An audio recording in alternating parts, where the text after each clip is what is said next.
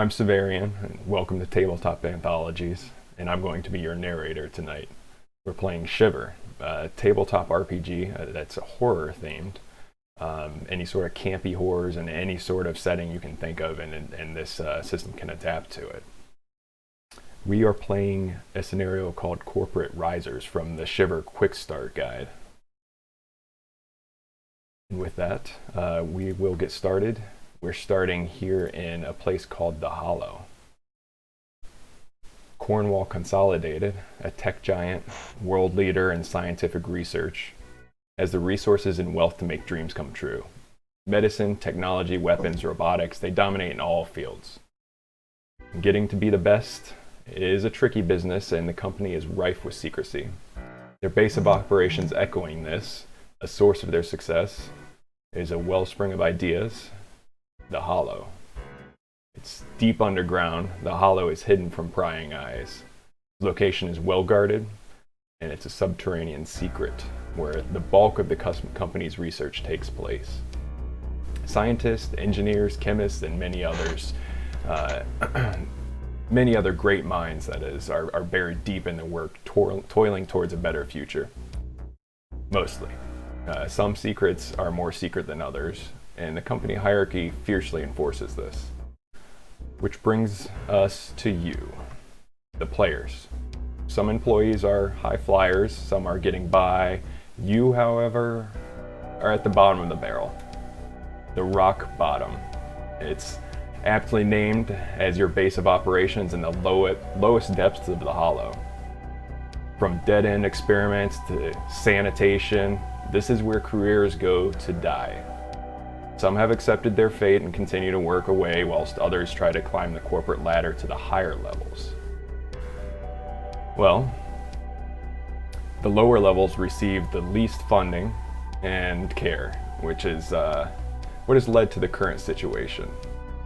Something terrible has gone wrong on the upper floors. An experiment gone awry. Something the company doesn't want getting out. The rock bottomers, however, you have no idea this has happened. And the alarm system is out of order and has not been fixed in some time. The upper floors are evacuated, something has been unleashed, and it's time for the rock bottomers to climb the corporate ladder to survive. So, players, Judge Wolf, Alpha Wolf Zero, and Preacher, it's been a quiet day at the rock bottom in the Hollow. People are whiling away the hours until lunch, killing time and not getting much done.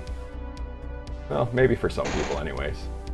The metal corridors are quiet, except for the hum of the bright fluorescent lamps. The bright light keeps the employees awake, but doesn't help them forget there's a good couple of miles of soil between them and the surface. So starting with Jack Kennedy, tell us a little bit about yourself, maybe a physical description, and how you've been spending your morning. Hi, Jack Kennedy here. I'm with the HR department. I'm actually. Let me rephrase. By the way, it's Jack Kennedy Esquire. Okay. I was recently hired here as to be a part of the HR department. Unfortunately, I have to start down here. I understand that I'm going to be here for a little bit. I'm a middle-aged man. I've actually spent a little time as a lawyer before I came here. I honestly don't understand why I don't really get along with a lot of folks here. I'm very outgoing, I love to, mingle with the folks. It seems like if you're the one that hands out the pink slips, you're the one that's hated. It's not my fault that your review for the year sucked. I didn't put you into a bad job. That's all you. I'm just handing out the pink slip. And besides, that makes a new opportunity for you.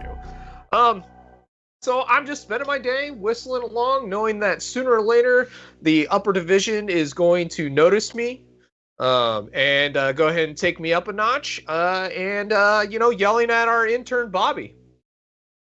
All right, very, very good points there, Jack. And one thing's been kind of odd this morning that you noticed is you got an email that was rather cryptic. You're very diligent, I imagine, with sorting your email and making sure you read every single one immediately. Mm-hmm. You got one that was sent out to the whole company, and It says a single word, run. You're not sure what that means. It could be a prank. It was sent out to a huge audience. It shouldn't have been. It's not procedure. Well, I am very much a follower of the rules, so I would imagine that this has to be some type of a joke. I'll go ahead and throw that into, the let's monitor this. In other words, my deleted emails.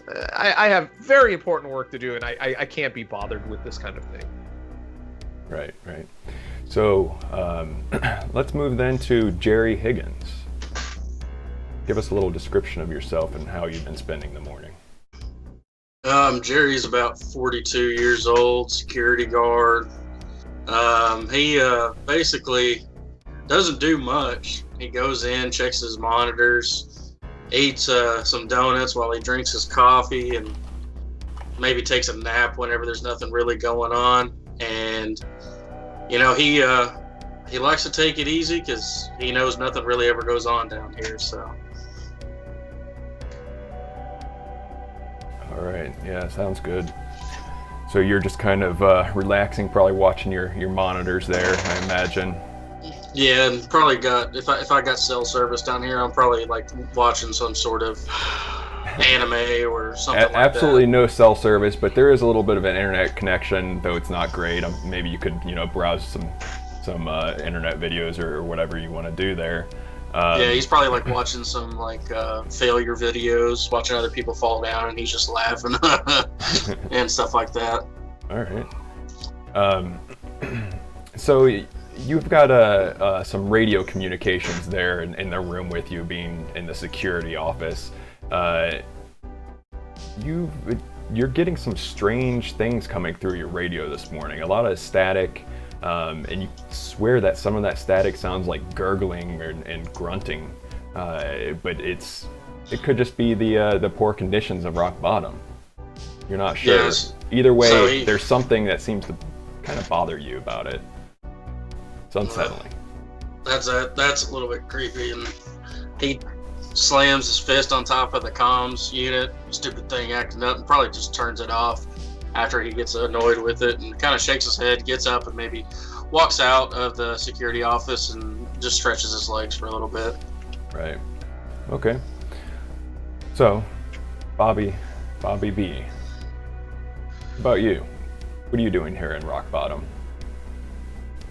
Well, my name's Bobby B. I'm like 5'7", 280 pounds, and I just fresh out of college, got my first job with a big company, and I'm just a real go-getter.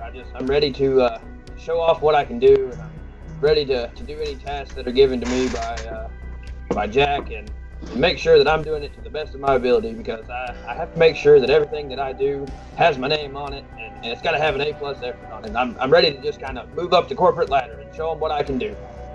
I'm over here filing my paperwork, and I'm humming to myself, and I'm singing a good old tune, because I'm just happy to be a part of something, and something greater than myself, and I'm gonna do it to the best of my ability and hope that somebody notices me.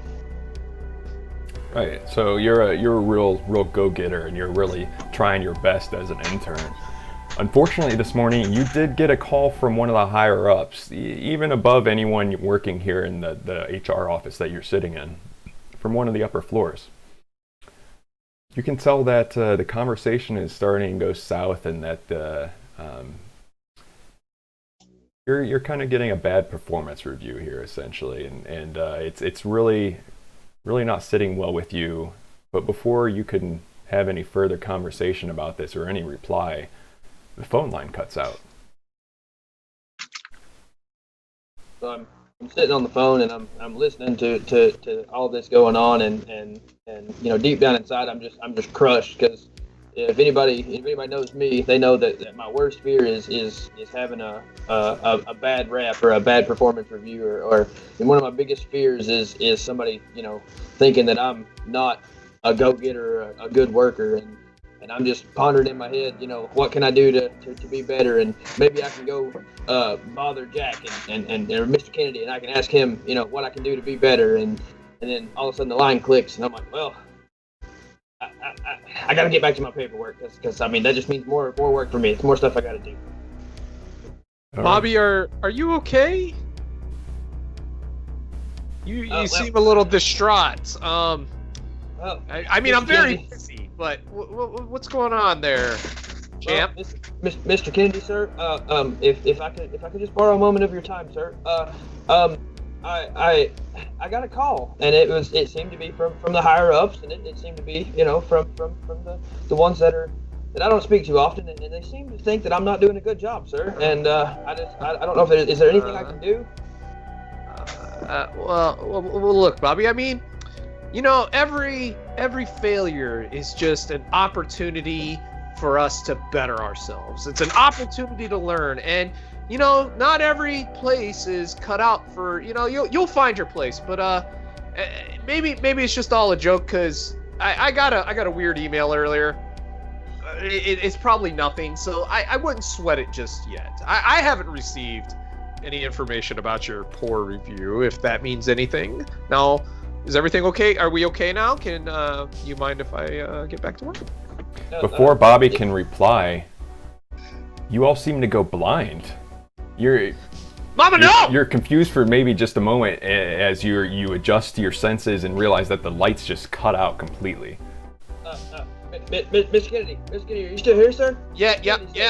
Hey, relax. Kennedy, sir. It's okay. What happened to the power? Hey, just relax, okay? Okay, hold on. I'm standing up. The lights slowly flicker back on after just a few seconds. See, we're okay. Okay. Okay. The pride maintenance just a little low today, so just relax, okay? Just doing some testing, sir. I understand. Yep. So, lunchtime rolls around, and everyone heads to the lunch hall. I assume all three of you will be heading there as well. Yeah. Jerry's the first one in line. Nice. All right. There's a number of other people that work on this floor with you. It's not super crowded, but there's probably 10 to 20 other employees currently here on this floor. They're not all here in the lunchroom at the same time as you are, but there are a few others in here as well. I'm just coming in here to grab my lunch and take it back to my desk where I can get back to work, because socializing with some of these people. While you're all gathering up your lunch trays or your food, whatever you might be getting there, maybe something from the vending machine even. Hey, how you doing? Good to see you. Yep. Excuse me. There's a sudden tremor. The whole floor begins to shake. It's not too bad, but it's not a usual occurrence. You felt shakes like that before in the facility, but not to this strength. All right. Jerry, not knowing what's going on, walks up to Bobby and slaps him on the back. Did you fart again, son? And then he walks over to the table and sits down with his lunch. You know me, Jerry. I just, everything I do, I give 110%, Well, that was a big in there, son. Oh, thanks, sir. Okay, I am, yes, let me grab my lunch, and I'm heading over here. So I can't believe he made a poop joke. Along with that tremor at the end of it, there's a loud metal clanging, rattling noise that seems to be echoing and reverberating all throughout the floor. The employee over here, you can see she's got the green token. This is Liz Norris, and you're somewhat familiar with her. She's an engineer. She's actually a maintenance engineer working on this floor, and she's probably been around here a lot. She stands up. Is she attractive? I didn't say she's hot. Like, I'm like, is she attractive? Sure, yeah. Yeah. Okay. Well, Jack knows where he's going to sit. Sorry. All right. But she stands up when that metal noise clings and echoes throughout the whole floor, and kind of tilts her head, listening to it. What's her name again? Sorry. Liz Norris. Liz. Dr. Norris, is everything okay? You seem to be a little jumpy today. I know the power went out. That sounded like it was something coming from the mailroom up there. I might need to go check that out. What is there some type of nefarious research going on in the mailroom? No, I suppose it can wait. And she sits back down and begins eating her food. So, Liz, how are you doing today? Before you can even continue the conversation, there's more strange noises that happen. Screams this time. They also seem to be coming from the direction of the mailroom. Jerry's getting up and he's like, well, better go see what all the ruckus is about. Yes, and he starts to head out. And make yourself useful for once. And Jerry, after hearing that, turns around to Jack and be like, I heard that, boy. So Jerry, back up to that door there. Sir. Jerry, when you open that door, you're greeted with a horrible visage in front of you. And everyone can see this as the doors slide back. Clad in a grimy yellow hazmat suit with a cracked visor, a man groans and gurgles. Covered in blood and viscera, his eyes are milky, his lips drawn back in a snarl as blood drips down his face from his cracked skull. He should be dead from this wound, but he still staggers forward, blood-stained hands outstretched towards you. So, I need everyone to go ahead and make a fear check. Okay, so... What's fear based on? Strange. Okay. So 3 and 0. Oh, that doesn't count. No talent. Value's okay though. No talent though. Okay. Oh yeah. Alright, so everyone, because it's a strange check, add up your strange results that you got out of your rolls. If you got at least 1, then you succeeded on your fear check. Yes! And don't forget that some characters do have bonuses to certain things and might have a bonus to a fear check. Just make sure you know your abilities. So it looks like... No, I didn't. Looks like Jack passed, and Bobby and Jerry, you failed, correct? Yeah, I didn't roll any strange. So Bobby has a gain plus 1 talent die resisting fear. Resistant soul damn type. Okay, so you I get need to roll a talent die for that. Yeah, roll 1 talent dice and we'll see if it comes up with any strange result on there, and you can successfully pass it. Oh, So, nope, Oh. you failed that. So both Bobby and Jerry, you entered the afraid status. You're on the fear track there. That means that you get -1 to all of your skill points until the afraid status passes. Okay, so I get -1. Okay. So you all have initiative basically here. You can react first. This thing is slowly staggering towards you right now, Jerry. I imagine you're gonna. Well, yeah, Jack, you can react first. That's fine because you didn't have any fearful reaction here. So I immediately push myself up from the table and I'm like, "What the hell's wrong with that person? They need help. You two snap out of it." And it's a skill that I have where I can use hearts instead of strange to break free of fear, but I can also do a hearts check of a CR of 1 to lower other people's fear. Nice. Yeah, that'll really help. Yeah. Go ahead and roll. Sorry, that. I didn't want to trample on you guys, but I want you to have all of your dice, please. Yeah. Because this is what I can do, and that's about it. And combat turns in this game are very loose. They're just divided into first, middle, and last groups. So it's totally okay if you want to argue that how you would be going before people. All right, what'd you get here? I got no hearts. Oh man, you did get luck though, so you can bank that luck. So that at least helps you. Too, so you can also. The doom clock is currently at 0, so Oh, okay. We're good there. Well, I'm sorry, no. You failed the fear check, and failing a fear check increases the doom clock. So yeah, the doom clock was at 2, but it is now back at 1 if you want to spend both of those to do so. I can't spend those as successes or anything? No. Okay. You can only So bank it's just- them or spend them to reduce the doom clock. Got it. Okay. Sorry, I should have been a little bit more up on these rules. It's all right. Let's go ahead and roll back the doom clock. Sorry, guys. All I was right. hoping to help you out, but... Oh, it's all good. The doom clock sits at 1 currently. All right. Up next, let's go with Jerry. Jerry, what are you doing?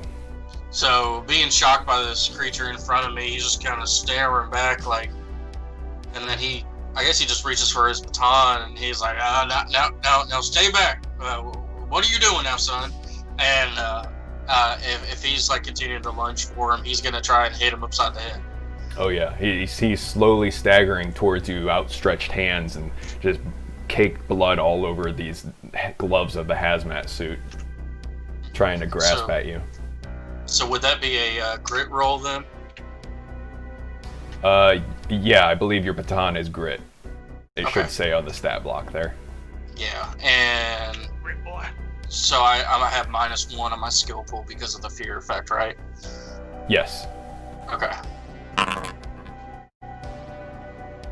So no grit, Luck, 2 but- luck. But you rolled that talent dice there too, right? Yeah. So you got a 2 times talent there, so that's 2 successes. Oh, okay. So yeah, you succeed there. What's your damage on that? Look again. 2 blunt. 2 blunt. And Okay. as he's coming towards me, I hit him and I'm like, "Now I told you stay back. Now stay back." All right. Yeah, you smack him good right across the face, and probably his jaw falls off actually, but he's still coming towards you. Dear Lord. And he continues to stammer back a little bit. All right, and so Mr. Higgins, what are you doing? I need medical attention. I need medical attention from saying that. You get over here and help me. No. That's not my job.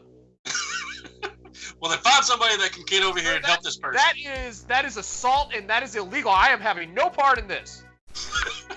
And so I'd like to point out, just so we can know this for the future, in every combat round, when you take your turn, you get to move, attack, and interact. Interact is essentially any sort of action that would take some time that isn't an attack. It's very loose, but you can do those in any order. For your movement, you are all at an average speed. Certain things can make you either fast or slow. Average speed is able to move 6 spaces during a move. Okay.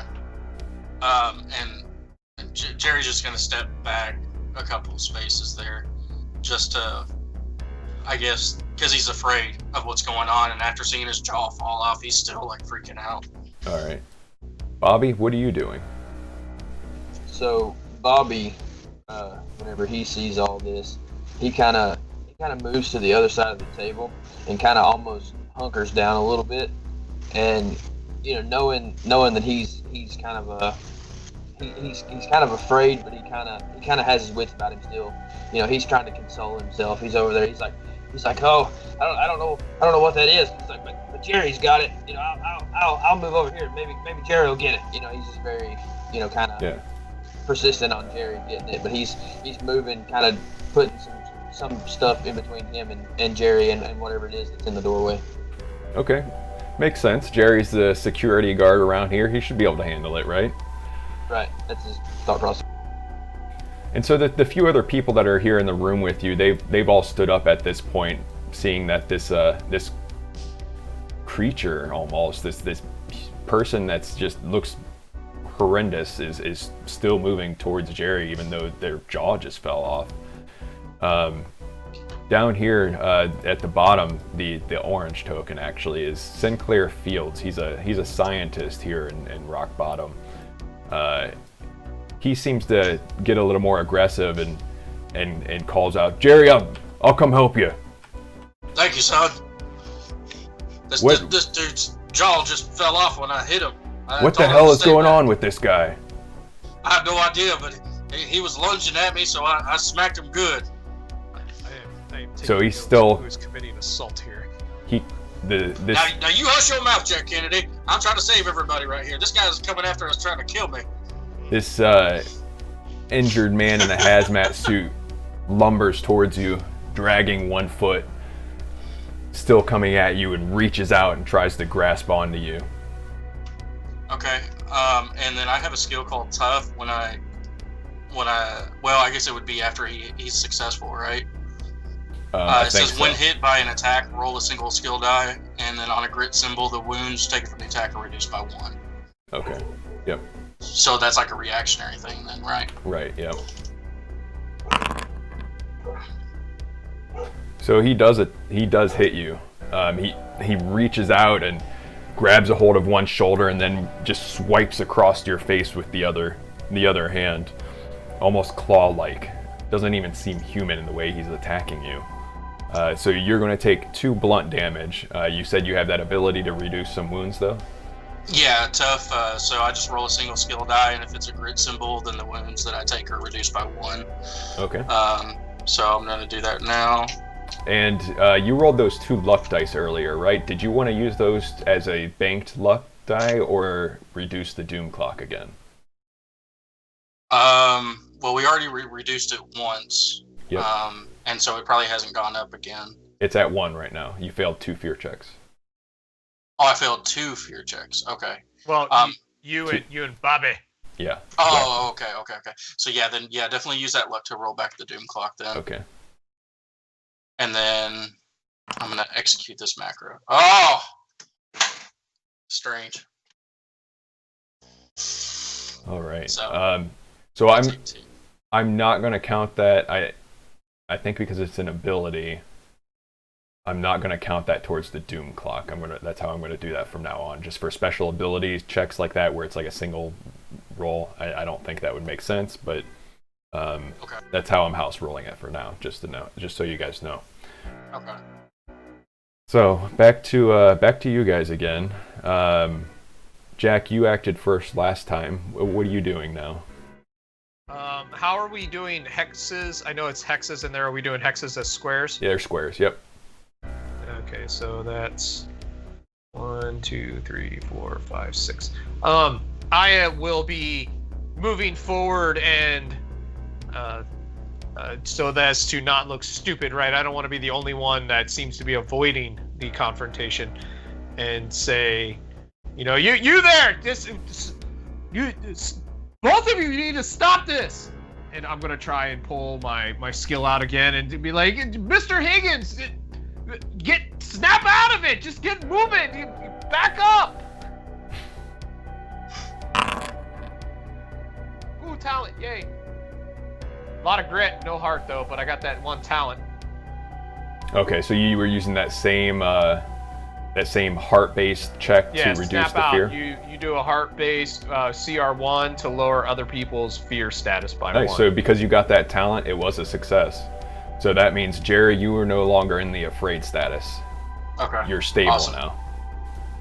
So he kind of snaps out of it after hearing that, and he's just like, "All right, listen, I'll try and contain him, but I need some people's help probably because this thing just hit me real good." So what are you doing now, Jerry? Assaulted him first. Let's see. Jerry is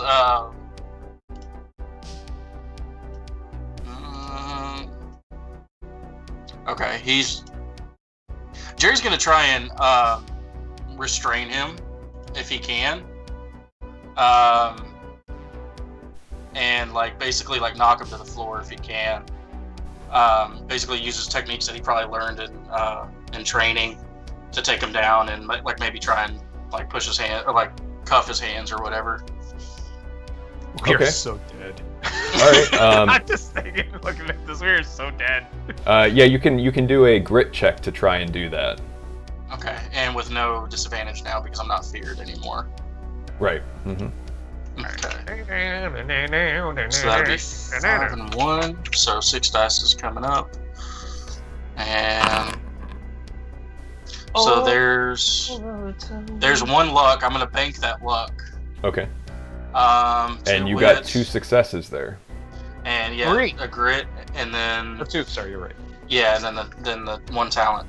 Okay, so you're trying to put handcuffs on him. What exactly are you trying to do? So basically when Jack is like telling him to cut it out and everything like that, after basically this character just came up and trying to grab me from the doorway, and then I hit him, and then he hits me back, and so I'm just trying to push him down, get his stomach down to the ground, and basically put him in handcuffs and restrain him, and hold him down, because this guy's going crazy and we don't really know what's going on.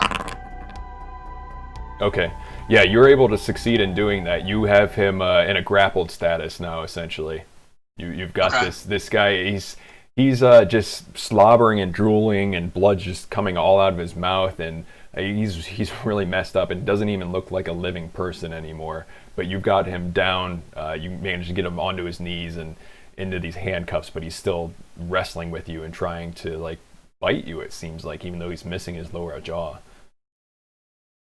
So, would you like to use your interaction or your move at all? No, because I think I'd be holding him down to the ground. Maybe waiting for the scientist to get up here to tell me what in the world's going on.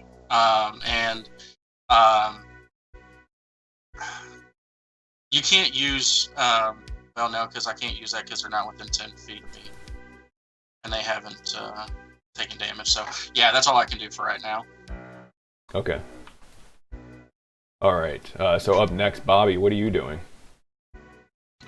So Bobby's sitting over there. He watches all of this stuff happen, and as he's sitting there, he's watching everything unfold. He kind of has this thought in his head about the bad performance review that he had before, and he kind of wrestles up some grit, and he's like, well, I'm gonna go help. So he runs over. I think I can move to about right here, and he's like, Jerry, what can I do? What can I do to help? I need to help. And then he basically tells Bobby, just get over here and put a knee down on his back and help me keep this character down. He's being real feisty. I understand, Jerry. So I move up another step, and I'm gonna attempt to try to help Jerry. Okay. Yeah. I'll have you basically giving him some advantage there if you want to get up there and help wrestle this guy down. Okay. I need to roll anything associated with that, or? Nope, not at the moment, because okay. Jerry already has him restrained and grappled. Gotcha. So you're just assisting at this point. And then, as I jump down, I'm just like, hey, I got my stapler in just in case we need it, All right. Bobby, put that. I just need your knee on his back right now. I understand, sir. I understand. Bobby, what are you doing? I'm assisting, Mr. Kennedy. I'm assisting. I'm taking note of this as well. Listen, so you can report me if you want to, Jack. We got to get this character under. I am not going to report you. I'm just taking the information down. This is the most insane thing I've seen ever happen here. And then as I see Sinclair come up, I'm like, is this one of your all's machinations there in the lab? Like, what's going on here? What's this guy doing? Did you just say machinations? Jerry's also not the brightest crayon in the box, if you know what I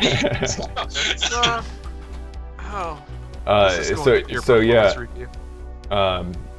Sinclair approaches there, and he keeps a little bit of a distance, but he circles around this guy that you have restrained in these handcuffs, and he's trying to get a look at the guy's face, and he just looks horrified, staring into this disgusting looking, just gore filled hazmat mask.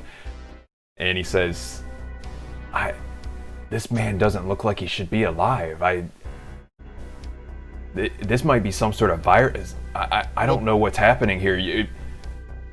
We need to quarantine him immediately. And he's cut off by another man in a hazmat suit coming up behind him and grabbing him from the back. And this guy in this hazmat suit slowly reaches forward around and sinks his teeth right into Sinclair's neck and pulls back, and there's just a gout of blood that sprays up all over the place, probably hitting Jerry in the face a little bit, and Sinclair is just gurgling, and he drops to the ground, reaching out at Jerry, his eyes wide, he's just crying out, trying to cry out through all the blood, and he drops to the floor and rolls over to the side.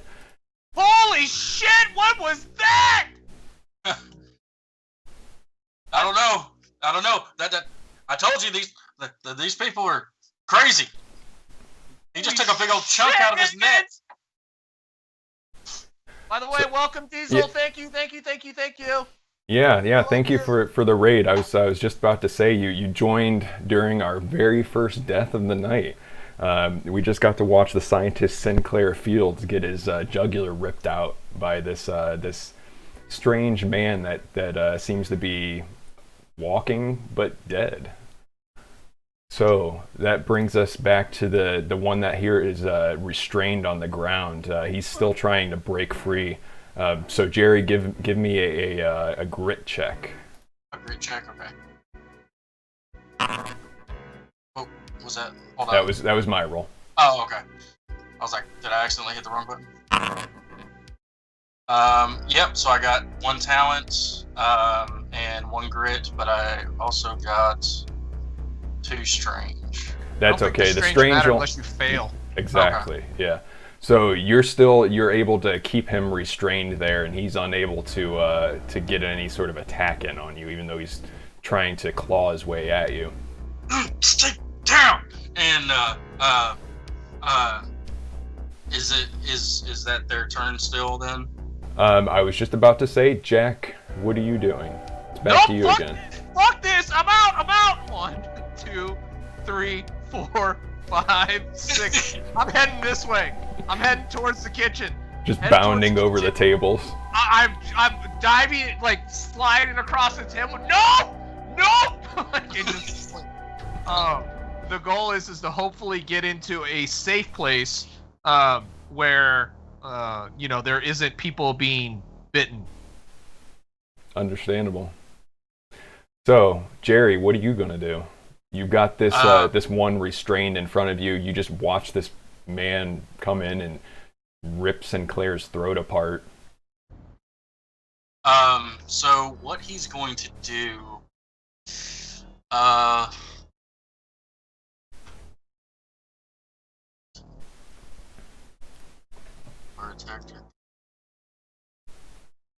okay.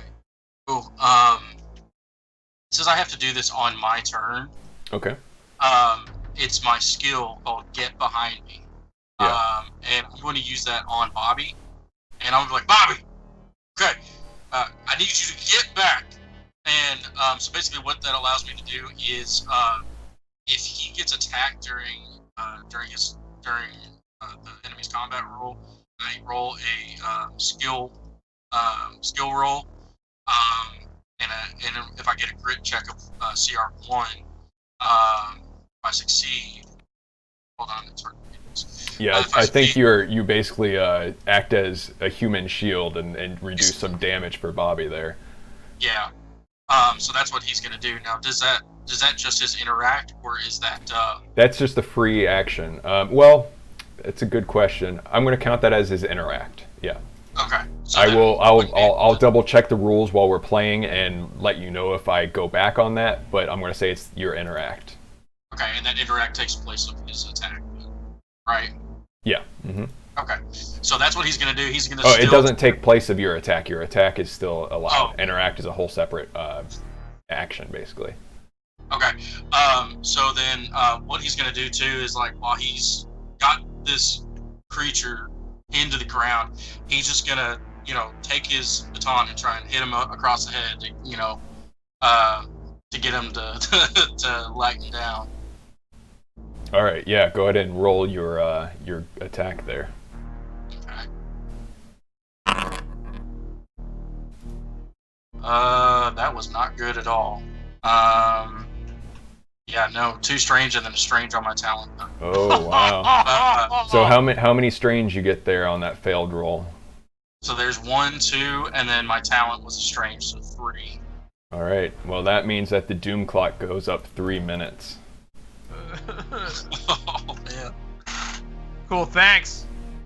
And because you attacked, we get to see a reaction, and he doesn't get any sort of advance on you there. Your swing misses because he's struggling and swaying around so much trying to get at you, and probably trying to do the same thing that just happened to Sinclair. Bobby, what are you doing? So Bobby is still kind of, right there with Jerry, and he's trying to do the best that he can to, kind of increase his performance review, I guess. So he's like, Jerry, hold him down. I'm gonna hit him with my stapler. I believe you have my stapler. He's got him, and he's like, well, do something, because we got another one inbound. So. Stand back. I'm gonna hit him with my stapler.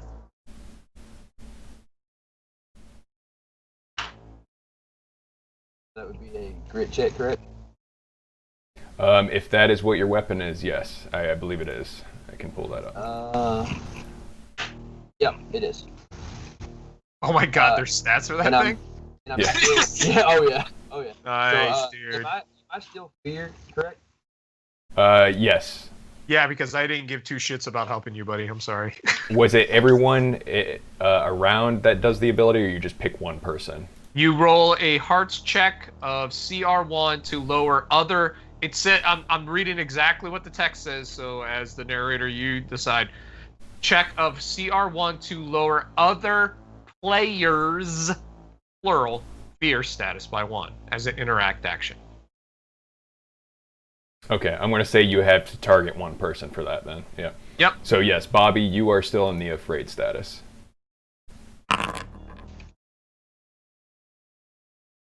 Well, so tell me what happens as the result of that roll. Do you what are we counting up here? Just making sure you understand the rules. What happens when you fail a check there? So I guess that's almost like a critical failure right there, right?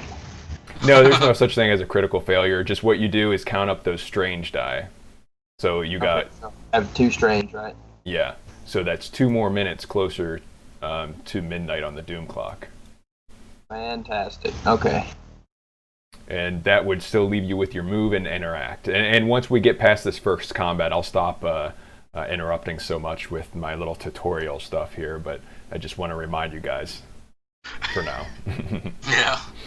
Yeah. So, obviously there's nothing that I can do. I got 1 luck there, so do I bank that or no? Yes, you can bank that. There should be a spot on your sheet if you want to click that, or you just remember however you want to handle it. Okay. And that'll just add 1 skill die whenever you want to spend that there. So if there's nothing else you'd like to do, Nope, I'm good. Liz and Maxwell over here, they're both really shocked by what's happening, and they've kind of just taken a step back, and they're Maxwell down here is doing the same thing Jack Kennedy is doing, and you all know Maxwell. He comes down here sometimes. He is actually he's a sleazy higher up. So he's from the higher floors. He comes down here for some reviews and stuff sometimes. He is backing up, and he's completely horrified by the situation. Liz seems to be slowly approaching from the behind here, and she looks like she wants to help you out. What was Maxwell's last name? Duquesne? Duquesne, yes. Yeah. Mr. Duquesne, this way! Oh, of course. And he starts coming over towards you. So, that brings us back to Jack. Jack, what are you doing? You running further away? I'm trying to get, is this, right? That's like a serving tray sort of thing. So a counter. Can I go through it? Like, can I reach through, like, where you'd grab a lunch lady for your, skipping on you your can, pizza, but you'll probably get food all over your suit and stuff. Ugh. It's a tight fit. It's just a window with a gap underneath and all the serving utensils and stuff. Oh yeah, we'll go down to the south. 1, 2, 3, 4, 5. Can I open the door? Yes. And then as I head through that door, I yell back. I'm like, "Be careful out there, Bobby!" Trying to use my ability to get his fear down if I'm allowed to as an interact action. Por favor. Yeah. Times 2. 4 successes. Yeah, you killed it. Luck. So, Bobby, you are you're motivated a bit by your superior yelling out and giving you a little short speech there, basically. I'll do my best, You're no Mr. longer Kennedy, afraid. I promise. You just better watch that stapler. That stapler went right past my face last time. Good luck, Bobby. So, Jerry, I what remember you? are you doing? Jerry, are these chairs metal? Yes. Jerry's going to reach over and grab the chair, and because he is just a big oaf, I can wield anything basically, and he's just going to try and like smack it like over this creature's head. Okay. Because it's an improvised weapon, I'm going to give you disadvantage, but it'll do 3 wounds instead of the 2 that your baton does. Okay. So disadvantage just means that you get -1 skill die. Okay, that's what I thought. It'll be grit. All right. Hey, I got 1 grit. Oh, but I got 2 strange. Okay. Did you already minus your 1 skill die off of that then? Yeah. I only rolled because my grit is 5 skill and You then did 4 1 skill. for the Perfect. talent pool. Then yeah, you got it right then, and yeah, you slam that chair right into him, and his head is now cocked to the side like that, and you can see part of his spine sticking out through some of his flesh there, and like a tear in the back of the hazmat suit. But he's still squirming around and trying to face you and get back up towards you. You no longer have hold of him, but he's still on his knees in handcuffs. Bobby, what are you doing?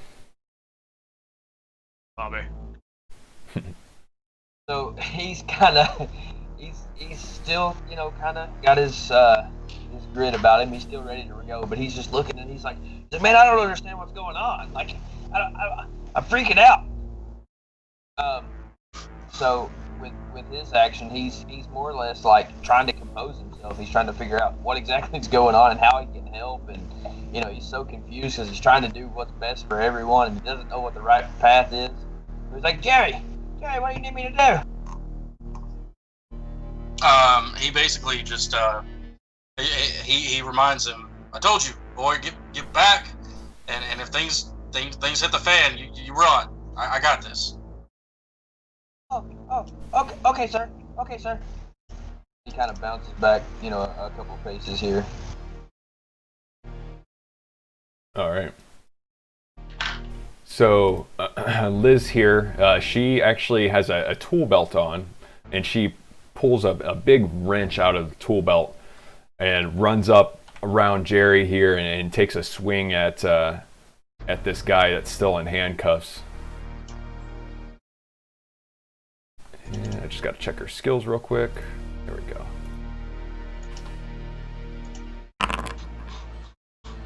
And she runs in and smacks him right upside the face, and his head seems like it's finally taken enough damage, and he slumps over. This corpse finally stops moving. The other one back here, it doesn't even care about you all. It just cares about the body of Sinclair, and it's looming over Sinclair, continuing to chow down on his neck, just pulling pieces and parts off of his flesh. So that brings us back to Jack. Jack, what are you doing? I'd be sticking my head through the door to make sure that I can brown nose a little bit to the higher up that just happened to be down here, making sure, come on, Mr. Duquesne, get in here! And then he manages to run in and get inside there with you.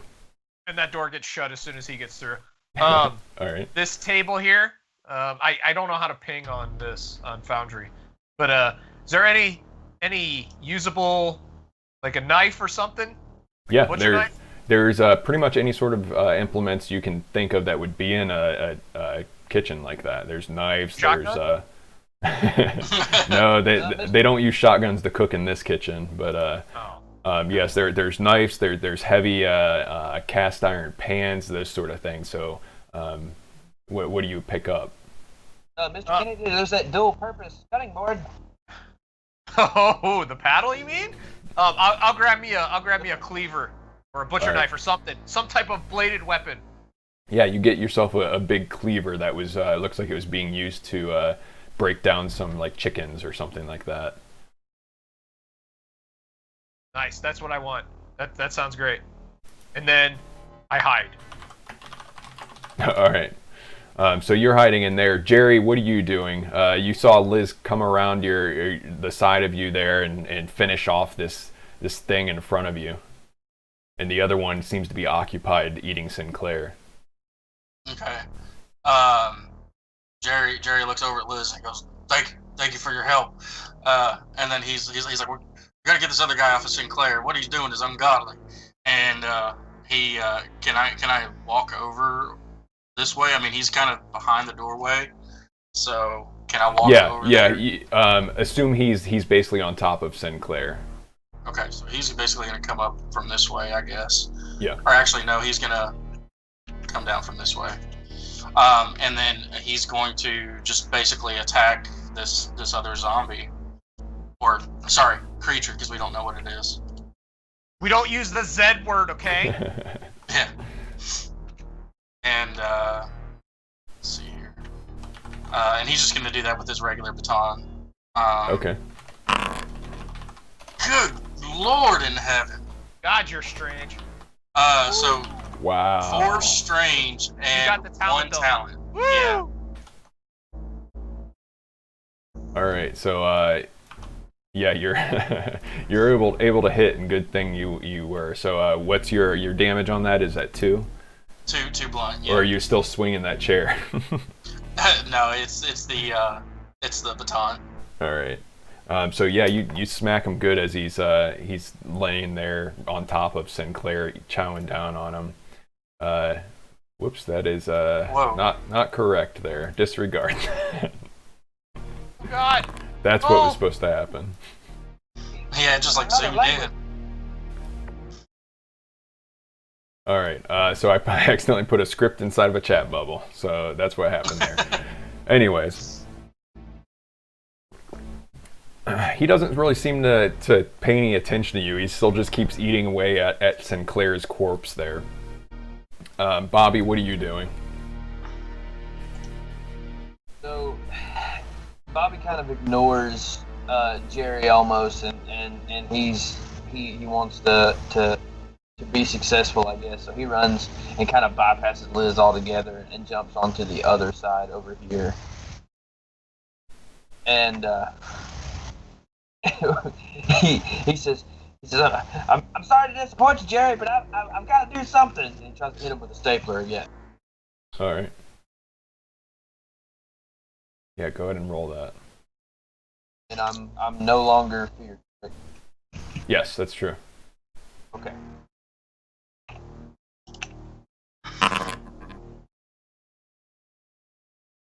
Oh, so I got 1 grit and then 1 strange.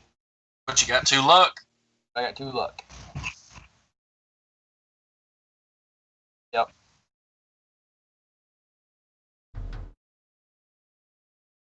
I do. Yeah, I want to go ahead and spend that and reduce clock. And that's, I believe, 2 pierce on the stapler.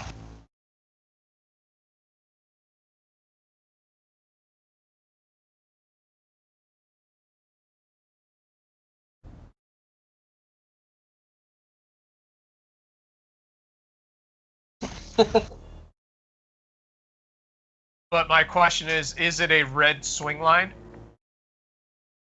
Oh, yeah, that's another question that I needed to ask. Is that a red or black DEFCON rating on that monster of any sort? Okay, I just wanted to make sure because I get a a +1 on the talent die for that.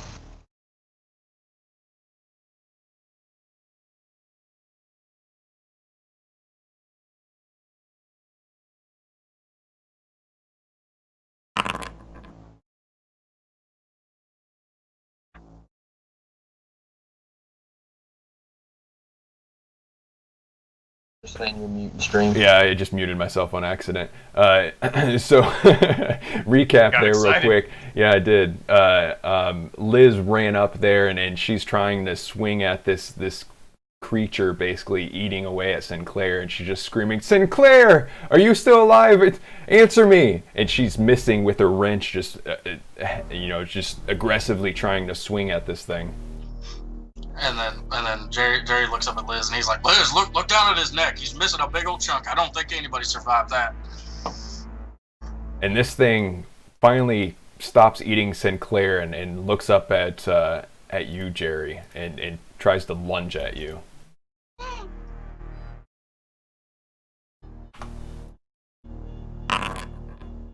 But it misses, and it just brushes by you, trying to grab at you again. Okay. And at that same time, there's a noise coming from down the hallway.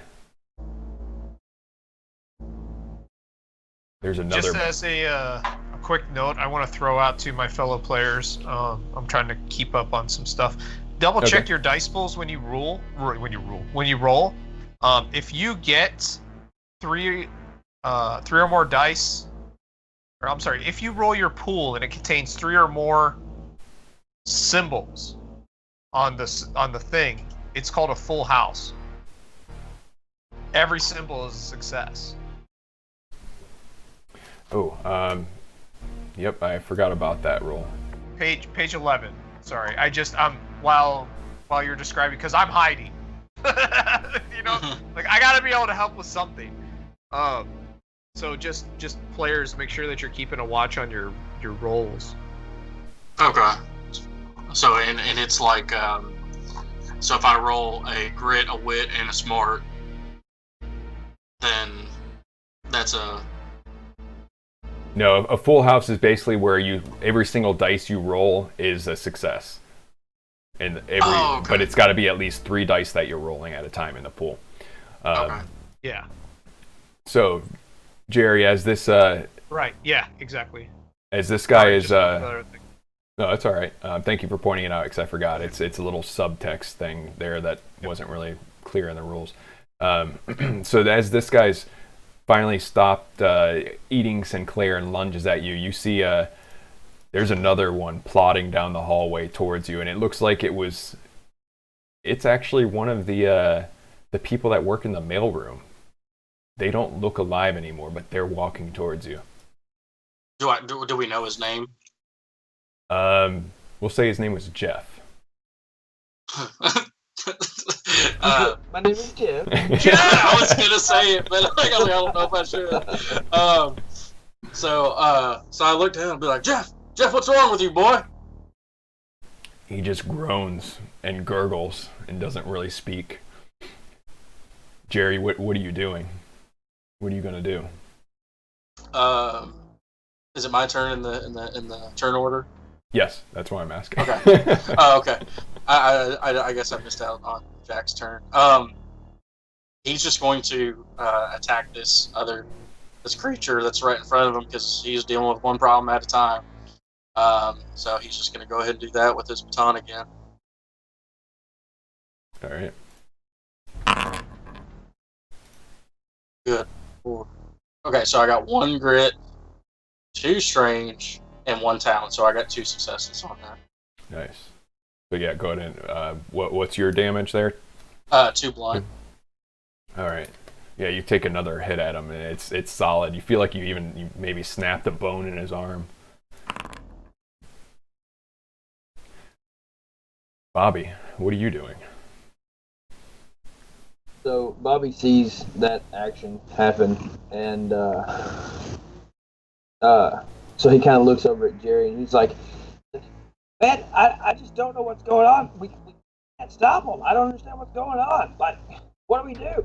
And he's just he's trying to keep his wits about him. He's trying to keep his face straight, but he's kind of fearful, but kind of trying to keep a positive attitude. But he's really looking around the room and he doesn't know what's going on because he's never experienced anything like this. He's just new to the whole experience. He's like, I don't know what's going on. I'm freaking out. Yeah. All right. So are you taking another swing with your stapler, or what are you gonna do there?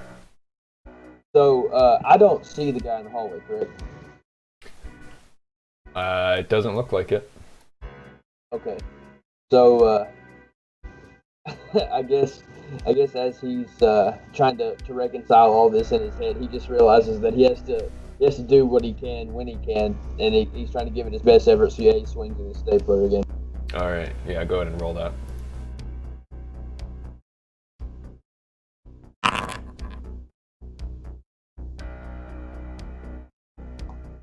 So a talent 1, a strange, and 2 wit. Yeah, you got your talent, so that's 1 success there. It lands. Okay. So, tell me what happens when you finish off this this Walking Dead with a stapler. So he's noticing that it keeps snapping at Jerry, and finally, he as he reconciles, he gets fed up, and he's like, "That's my Jerry. I don't know you." And he smacks him in the face. I was waiting for it. Yes. I had to.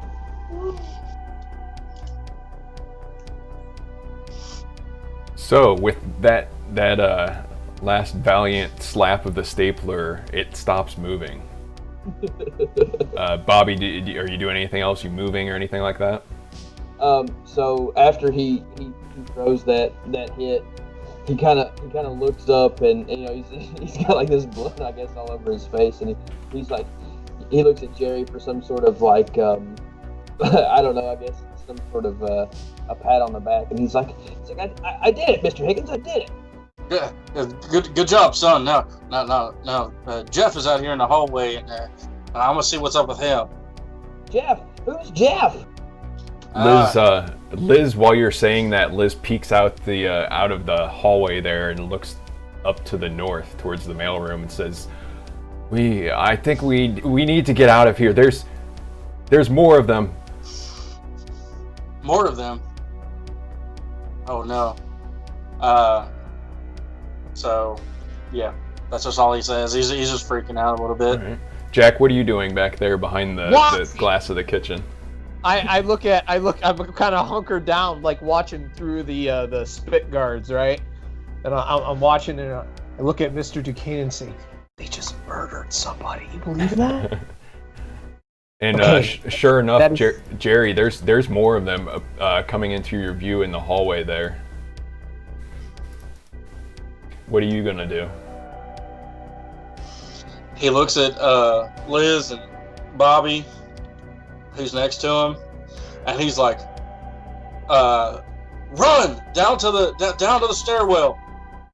And he is actually going to, seeing how many there is in this hallway, he is just going to use his movement 3, 4, 5, 6 to go down to this doorway down here. Now, the minute that I see Mr. Higgins taken off to the south, I would nudge. No, actually, I wouldn't touch Mr. Duquesne because you don't do that. But I'd say, follow them. And can I move? Yeah. So if you're all agreeing that your goal is to get to the stairs, then you can go ahead and go right there. These guys are moving very slowly, so you're able to outrun them pretty easily. And Maxwell, Mr. Duquesne back here, he seems really frazzled by this whole situation, but he's also trying to keep his appearance proper, and he's got a real nice suit on. He's making sure he's not wrinkling that while he's moving around quickly. Oh, absolutely. I completely understand. But he's sticking close to you, Jack. Oh, yeah. And is Liz with us too? Yeah, Liz follows also. Okay. So as everybody gets into the stairwell, he's like, go on up the stairwell. I'll hold them off if they get down here. Or just shut the door, Jerry. Jeez. Well, he shuts the door and he's just kind of waiting and Lauren, watching. just leave it. What was that? Mr. Kennedy, did you see what I did? Did you see what I did? Yes, that was a capital crime. No, I saved him. I saved him. Well, I suppose Bobby, I'll tell you what, at your defense trial, I will say that it was self-defense. You were obviously defending yourself. Thank you, sir. It means a lot that you would believe in me like that. I do, Bobby, I do. And Jerry looks over to both of them now, and he's like, come on now, we ain't got time. Get up to the next floor. Yes, sir. Jesus, I will remember this for the next performance review. Yup.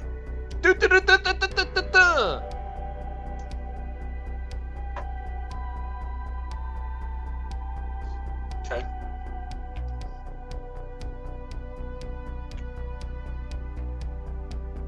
Jerry's definitely taking the lead. Yeah, you better, Jerry.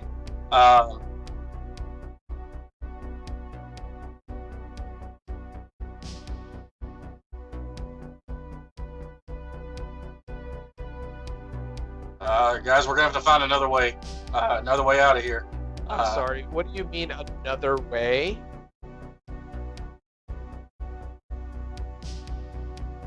Okay, guys, this. Liz. Liz. Oh, Jerry, if we need something smashed, you're the man. But Liz, how can we get out of here? Do you see this?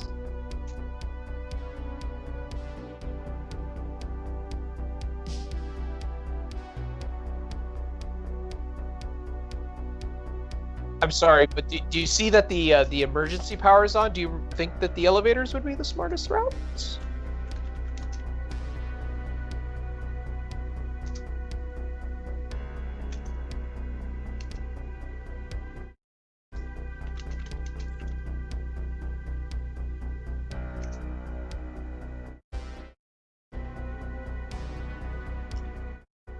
All right, and then Jerry, you led the charge. Where are we heading there, buddy? So Jerry's freaking out a little bit because if the power's out, he really don't like that at all. And does Jerry have any knowledge of the kind of like a layout of where the elevators are on the 5th floor?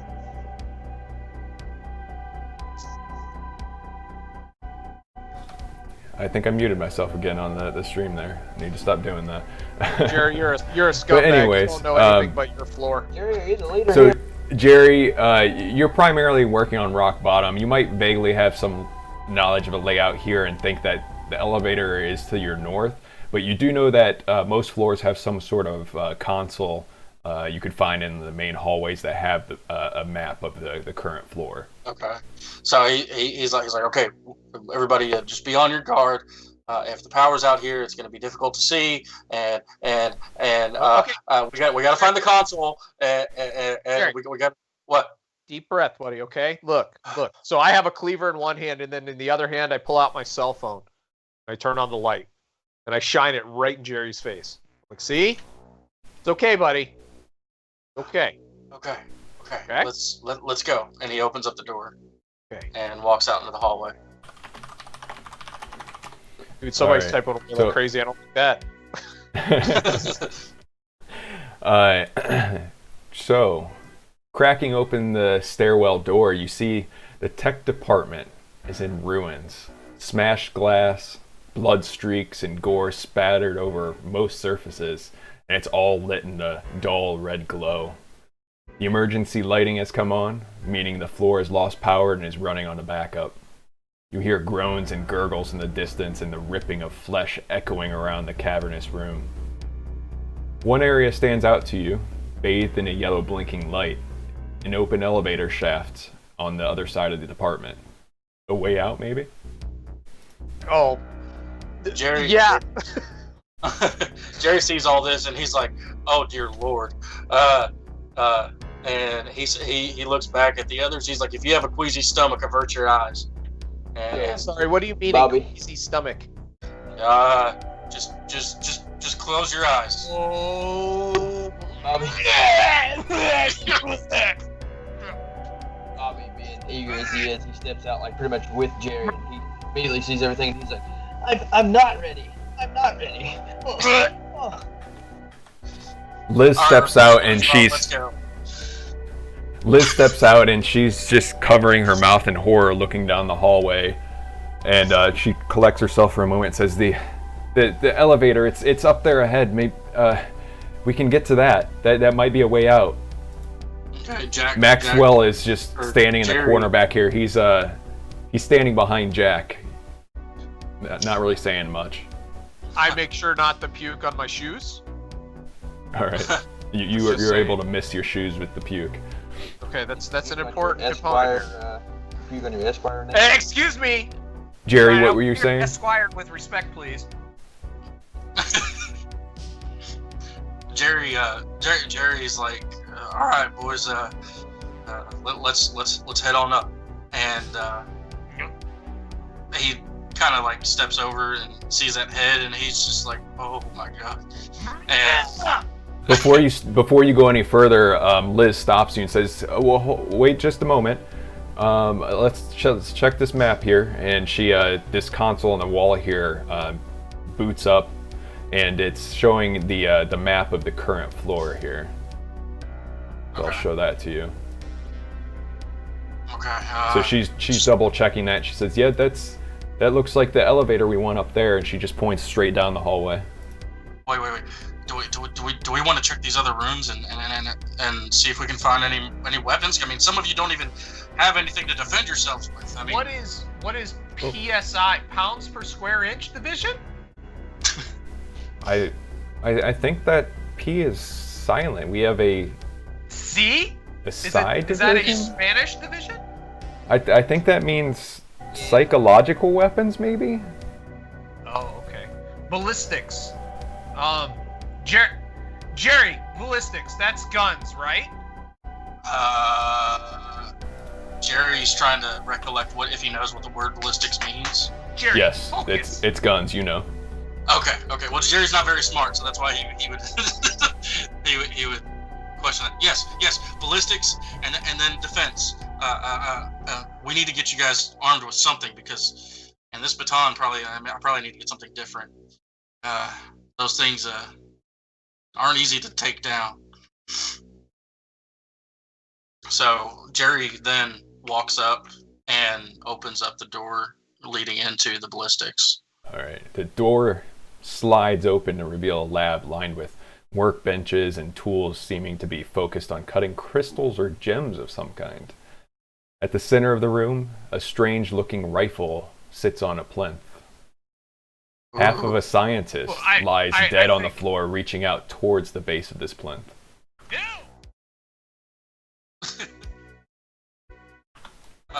Maxwell Jerry- and Liz are also following you in there. Jerry reaches out and picks up this rifle and see if he can understand, how it works. And Jerry, that's not a fucking donut, okay? Why don't you hand that over to somebody that, might know how to... Jerry looks back at Jack and he's like, "Listen, you see this badge? This means I'm security, which means that I'm going to have the know-how to use this weapon. What are you again? You're HR."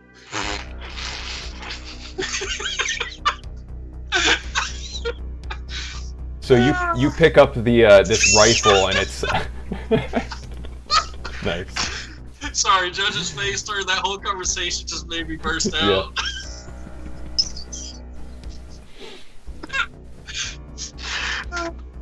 Okay. Sorry, I spit on my forehead. I don't know how I did that. Recoil spit? I don't know, man. Oh. Okay, I can't even respond to that, so just carry on. You step over this half of a scientist laying here at the base of this thing, and you pick up this rifle, and as you do, you grasp it in your hands, and that scientist reaches out towards you and tries grabbing your leg, and he's slowly crawling across the ground at you. Oh my God! I try to kick him off as he's reaching for my leg. All right, you do that pretty easily. He doesn't seem like much of a threat, but he's just dragging all of his entrails behind him, trying to reach towards you. Maxwell skitters over here and tries to get back behind Jack again. Liz has closed the door, and she's standing back here. What are you guys going to do? Oh, well, now that Paul Blart's told me what's going on around these parts, I'm going to go see if there's... Ironically, I just watched that movie again the other day. Yeah, the mall cop can have the laser cannon, I suppose. I'm going to see if there's anything else that might have shooty parts attached to it. So yeah, looking around the room, you don't find any other weapons in here. It seems like a lot of parts that they were building things, but the only completed weapon in here is that rifle that was on the middle pedestal there. Even in this crate that's marked assault rifles with full ammunition?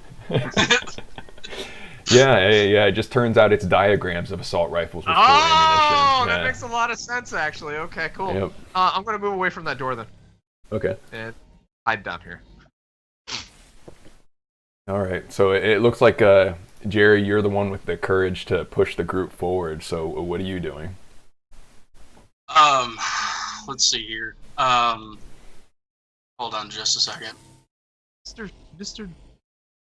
Kane, did you see how that fucking rent-a-cop talked to me? That's fucking performance review. I can't believe his attitude, but maybe we should let them take the forefront in this situation. Absolutely. I mean, if yeah, I know. I totally agree. I agree, sir. I agree. Whatever you say, I agree. Of course. And then so he's gonna be like, all right, somebody can have my baton if they want it.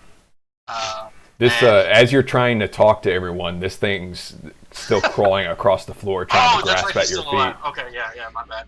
Brain fart there. He's just groaning and gurgling and spitting up blood, trying to reach towards you. Okay, so after I kick him off, I'm just gonna take the butt end and just of the rifle there and just hit him across the head. Okay, yeah. If you're making an attack, go ahead and roll grit. And I put the weapon profile in the handouts if you'd like to see the stats for that. Yeah, I did. But since I'm using the butt end, I would say that it would be blunt, just like my... Yeah, right. It's exactly like your baton. Let's see here. I like the echoey noise that thing makes when it rolls. Yeah, I want to find a way to change it a little bit.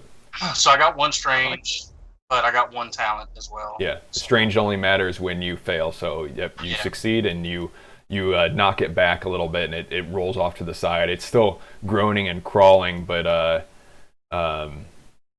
it's not quite as close to you now. So you've got a little time to talk if you want to. Okay. So after hitting that thing across the room, out of game or out of character, yeah. He's going to ask out of character, Bobby and Jack. What is your? Does anybody have a skill with wit? With like wit? Plus to wit. I don't remember. Hold on, let me take a gander. have his, no, I'm a persuasive type person. So then that's not going to matter much. Okay, never mind. All right, back to the game. So he's like, all right, everybody, let's go on. Let's go on to defenses and see if we can find anything in there. Let's arm ourselves for what's going to happen. Bobby, why don't you take the nice security man's billy club? I think that perhaps you could benefit from this question mark. Perhaps. Mr. Kennedy, with all due respect, sir, I think that with a go-get-em attitude such as yourself, maybe you would benefit from it, sir. Actually, I think I'm fine. I have a cell phone and a cleaver. You see this? I think that this might do better than a stick. But sir, have you seen my stapler? I literally thought that was a joke, but if that's what you use to defend yourself, then please, Bobby, carry on. I just was looking out for you. Mr. Kennedy, if you think I should have it, I guess I'll take it. But yeah. Okay, I'll take it. Use your best judgment, Bobby. I'll make sure to annotate what your decision is. Whatever makes you most happy, sir. I'll take it. Yes, sir. So this scientist, this pile of gore, basically is still crawling towards you and grasping out, trying to get a hold of your legs, Jerry. And Jerry just goes, "Oh dear heavens!" and he just fires a shot off. All right, yeah. So you fire a shot at this thing, and this bright red laser shoots out of the barrel of the gun and pierces straight through the zombie, and it just immediately stops moving with a smoking hole through it. And then Jerry, like, after making that fire and seeing it was a laser that came out, he's just like, "I love this." And he's like, "Let's go!" I really think that I should have that. I'm just saying. I really believe. Out of character, if Jack Kennedy wants the weapon, I can. No. I'm being a complete scumbag, dude. Oh, okay. No, it's not out of character. It's like, I'm not trying to cause a ruckus amongst the party. I'm just being a complete scumbag, so it's okay. Maxwell speaks up and waves at Kennedy and says, "No, Mr. Kennedy. I think Jerry over here would be much better suited to handle such a weapon. We shouldn't use such things. I definitely agree. Leave that to Jerry." Absolutely, I agree. Please, Mr. Higgins, carry on. Out of character, Bobby does actually pick up the baton, though. Okay. Right. It's 2 blunts and it's a skill of grit, and you have to be within 1 hex. I understand 1 hex. Got it. All right. So Liz speaks up. She's been pacing back and forth over here by this door the entire time. We need to we need to get out of here. We need to move. We can't just stay in this one spot. There's going to be more of them. What's the plan here? Jerry just looks over to her and he's like, "Everybody, get behind the guy with the gun." And he starts walking out, and we're gonna go over to the ballistics next. This is the ballistics. The defense is what I meant to say. The biscuits, oh boy. when biscuits, Bobby. Dang it, Bobby. When Jerry makes his call to battle, my eyes roll so far back into my head that I can't see anymore. I was blinded. So Come on, Bobby. Maxwell and Liz are following. Jerry, when you open this door here, this lab has all sorts of heavy-duty materials scattered all around the room, as well as what appears to be a firing range in the middle of it. There's a bullet hole riddled dummy that lies at the end of the range, clad in some sort of armored vest.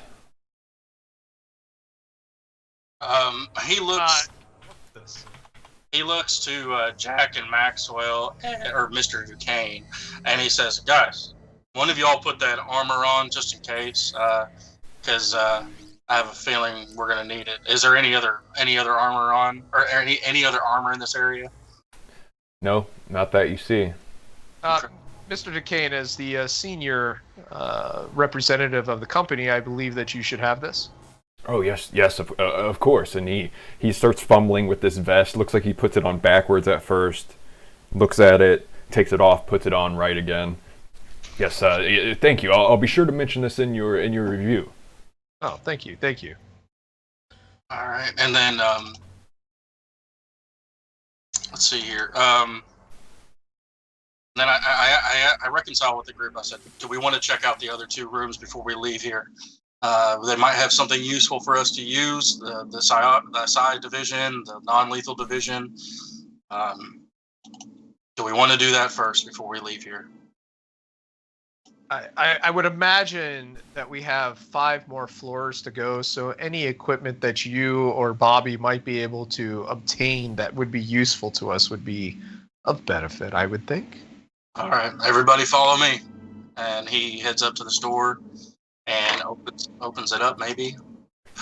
Jerry, you open this up onto a gruesome scene. There's 3 of these beings looming over a pile of gore, just feasting away at them. They didn't seem to notice you because they were so consumed with their consuming. It looks like you closed the door and then. I know I closed it. I'm like, okay. That's fine, Jack. Do you reach around and immediately close the door? Very gently. Yes, very All gently. right. No. I don't. So, Jerry turns around to everybody. He's like, back up. Let's go out the other way, and we'll go up to the non-lethal division first. There's like 3 of them out here. Oh yes. I do not like that. So he backtracks and goes out this door. all right. And then he's actually, was there another, let me check the map. Yes, there was. So he's actually going to open up this door from this division, and he's going to lead us back. Flippin' smart. Okay, I'm saying this out of character because I would never say this to Jerry. You're so smart. I would never say that to Jerry, though. All right. So you move around there, and it looks like you've caught the attention of these 2 in the middle of the hallway here. You're just making so much noise running back and forth between these rooms that they've noticed you. So Jerry, you open this door and there's one standing right there in front of you, and you had seen another one off to the right in the center of these hallways. What are you doing? You're first up in this turn.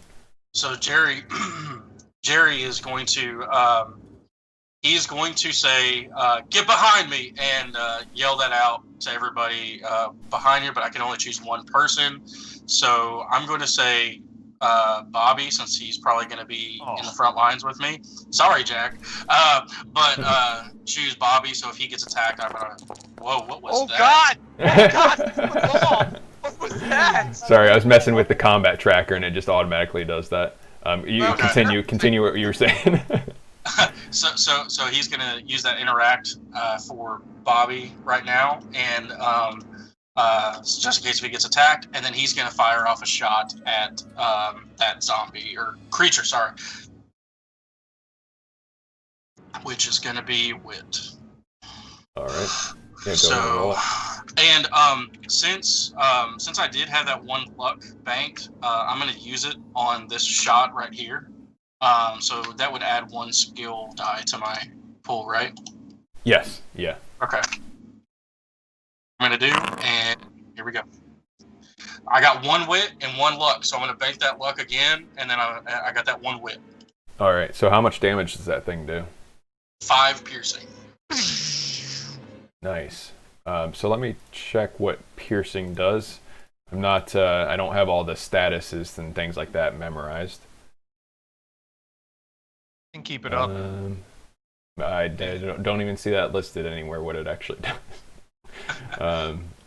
So that's okay. I'm going to assume it probably goes through armor in some sort, but they don't have armor, so yeah. Okay. So yeah, you shoot that thing off, and it sears right through its chest and burns a hole into it.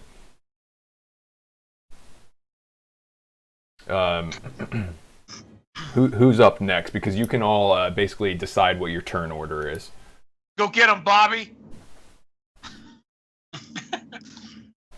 Oh, and also to intervene just a little bit. Why do I keep closing that door? I'm trying to select my character. That wasn't time. He's gonna move out here into the hallway, kind of back up just a little bit, seeing all those creatures, trying to get some range for the weapon. Okay. All right, so let's go with Bobby next. Bobby, what are you doing? So Bobby, still realizing that Jerry kind of pushed him off to the side, he kind of creeps up to the doorway and he's peeking out, and he decides that he's going to try to run out into the hallway and get behind Jerry. Runs out this way and goes like behind Jerry again, but he's still kind of scoping out the situation and keeping behind. All right. Jack, what about you? Is Mr. Duquesne looking at me? Is he watching me? Yeah. Yes, okay, cool. He's watching everyone. I'm 1, 2, 3, 4, 5. Okay, at this point in time, like once I get all the way in the back, I would use for my interaction at the zombie that I can't pin it right here. You see what I'm talking about? Yeah, I see it. Okay, that guy right there. I would use my taunt. Use an attack. I guess it'd be an attack, not an interaction. Attack action to draw an enemy's attention to you. Roll a hearts check against the target's CR. Difficulty rating or whatever is. If successful, the target must attack or pursue you on their next combat turn. Okay. So let me give that a roll. Oh no! Oh god! Thank God! Oh shoo! I'll go ahead and bank that luck, and then I got 1 success. So. Yeah. So tell me what you do to get this thing's attention. So I kind of I'm looking around. I see those 2 employees, I guess would be a good term for them from now because they are proving themselves to be useful. Take off down the hall, and I get an idea. I'm like, all right, I bet you I can draw their attention. So I run backwards, and I say, I'm like, hey, you want some meat? Come over here and get some meat. I'm all back in the corner going, woo-hoo-hoo-hoo! All right. Maxwell, he backs up and he's not really sure what to do. He's just trying to stay out of danger.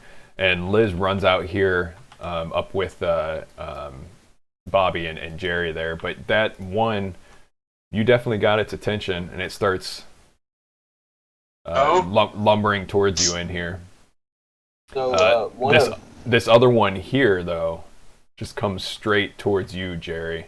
Or I'm sorry, it actually, Liz is the last one through the door, so it goes after Liz and tries to swipe at her and grab her, probably trying to tear out her neck or get some chunks out of her flesh there. One of Bobby's flaws is it says that I'm the chosen one, and that's not always a great idea. Yeah. It says that in combat and chase scenarios, creatures will always chase. Yeah, so you're basically a big target, but because Liz is there kind of blocking the way, she's getting hit first. But it misses. It's staggering towards her. These things are very slow, and it's limping a little bit. It's been damage on its leg maybe. So that brings us back to Jerry. What are you doing? Jerry's going to bark out a command, basically, not a command, but a suggestion, and he's going to tell everybody to the non-lethal room, quick! And then he's going to fire off a shot at the. Actually, yeah, he's going to fire off a shot at that creature that's in front of Liz. Okay. So. Oh, you are getting such a bad performance review after this. And he's going to use that luck that he just banked too. So that's going to be 4 skill. Holy cow! I didn't get any wit, but I did get 2 luck. So I'm going to roll back the Doomsday Clock. All right. That Doom Clock is not advancing so much this session. It's only on 2 now. You guys are getting lucky. So you fire off that shot and it misses and streaks off down the hallway a little bit further back, and those other ones back there, those creatures devouring that flesh further down the hallway, you caught their attention. They stop eating and look up at you. Oh, Jerry, you piece of shit. And Jerry's like, everybody run! And he's just yelling that to get into the non-lethal room. You've still got your movement, don't forget if you'd like to. Jerry definitely is, and he looks back at Bobby and Liz, and he's like, go now. I'm going to go in here and try and get these guys. And he's going to go 1, 2, 3. I think he's going to move right about there through the doorway. Okay. All right, Bobby, what are you doing? So, hold on. Out of character. I think is the non-lethal room this room that's It's right above you. Yep. Yeah. So Bobby's like, aye, sir, and he takes off running. And he just bashes through the door. He runs into the non-lethal room. All right, you're into the non-lethal room here. This department is littered with Post-it notes when you walk in. You can see them all over the place, all over every piece of equipment and experiment. The common theme of all of the ones that you can see close to you seems to be still too lethal. So, Wait, seems to be what? still too lethal. So, Bobby, you run in there. What are you doing once you're in there? You've got a little bit of movement left. Like as he crashes through the door, he kind of takes like a quick look in the room, and so he runs kind of in the middle of the room, and he turns back and he looks to see if anybody follows him into the room. No one's following you in there yet, but as you turn around, you see on the table there, over to the right side of the room, there's some sort of looks like it's a non-lethal weapon of some sort. So I want to run up and investigate what that is if I can. Okay. Yeah, you can pick that up. It's a long staff-looking thing, and it's got a button on it and some sort of prods at the top. So I'll let you see the stats for it here. There you go. Oh, I've been doing it wrong. So if you'd like to, you still have your interact. You can pick that up. Yeah, I would like to pick that up. All right, so you got a hold of that. Liz is now by herself in this hallway with this creature in front of her. So she's gonna try and get away from it. So in order to do that, she's going to use it's basically a disengage action when you're in a brawl with someone engaged in melee combat. So in order to do that, the enemies that are engaged get a free attack on her, and she has to spend an action. Oh no! Rip Liz. So let's see what happens Get that here. F ready to go. Ooh, she gets hit as she's running away. She turns her back and tries to get through the door, and this zombie just takes this massive swipe at her, and it seems like they've got some sort of inhuman strength, and it bashes the back of her head, and now she's got a bit of a wound back there, and she's bleeding on the back of her head. But she makes it into the room with you, Bobby, and gets behind you there. Jack, what are you doing down here? Is there anything I can grab and throw at this thing? Because I am not getting into melee range with it. Yeah, there's lots of heavy tools and parts laying around if you want to try and throw one. Yeah, I want to do like Shaun of the Dead, where I grab a bunch of records and I'm chucking it at it. All right. Yeah, roll a wit check. I'm gonna go ahead and throw that luck point I got from last round into the dice pool. If that's okay. Yeah. Is that a talent dice or a skill dice then? Skill dice. Save and go! Nothing. Oh wow. Well, I didn't. At least I didn't make it any worse. So what do you pick it up? Just random crap, maybe a tool or something? You see that garbage can that's just south of me? I'm reaching in and grabbing whatever I can, and I'm like, yeah, throwing it at that thing and just doing my best.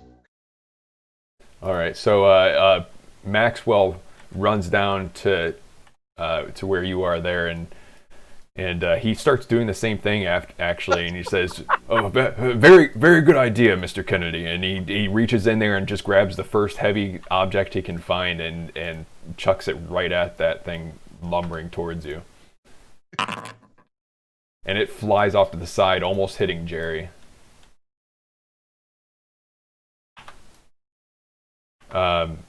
So up next, Jerry, what do you do? Or I'm sorry, zombies are up next actually. This one is still slowly creeping towards you, Jack, and actually it's just able to make it towards right up next to you. Yeah. So it's coming towards you and trying to grab a hold of you and let's see here what happens. Oh no! It makes it towards you and takes a swing at you and bashes right against the side of your face, leaving you a big bruise and probably a black eye and some a bloodied nose.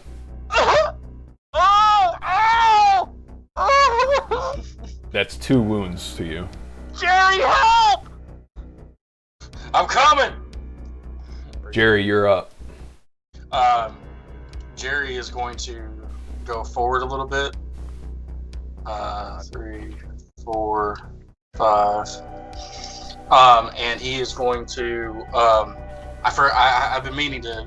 I forgot about this, but for that rifle, I have to use an interact to reload. So I'm going to reload my weapon real quick, and then fire off a shot as my action to the zombie.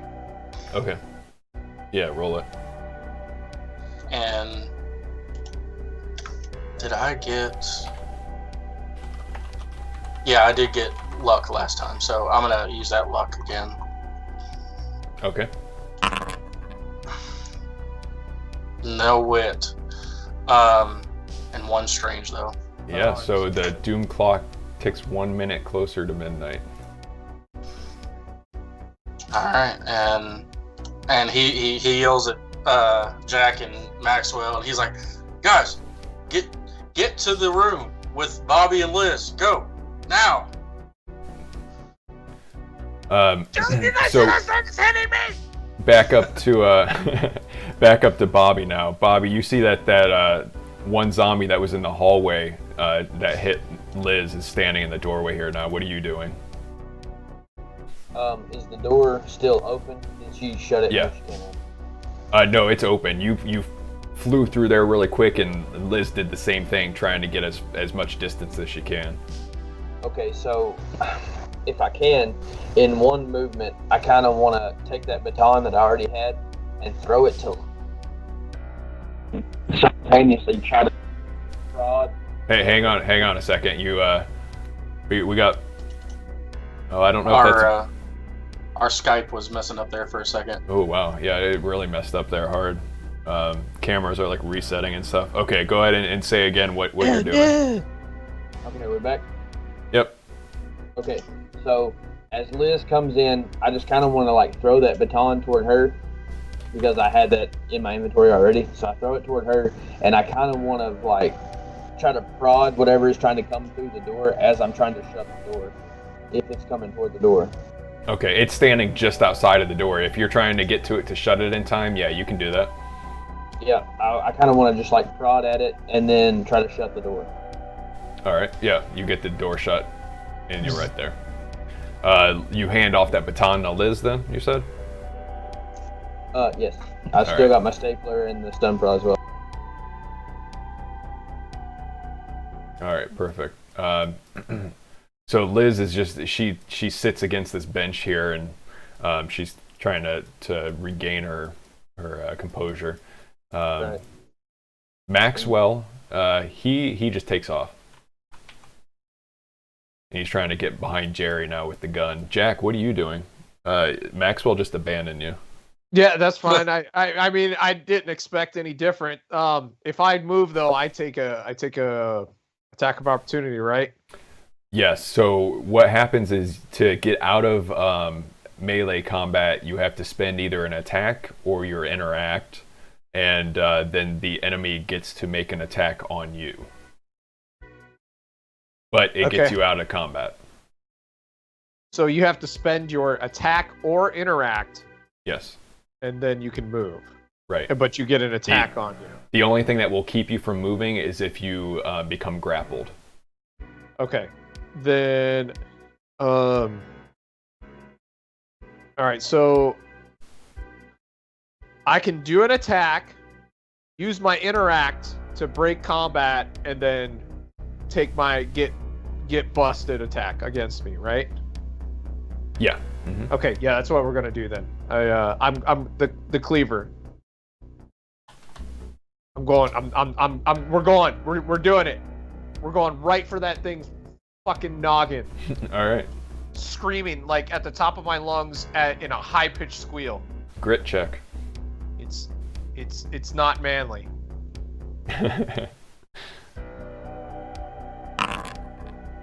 Oh yeah, baby! Yeah, baby!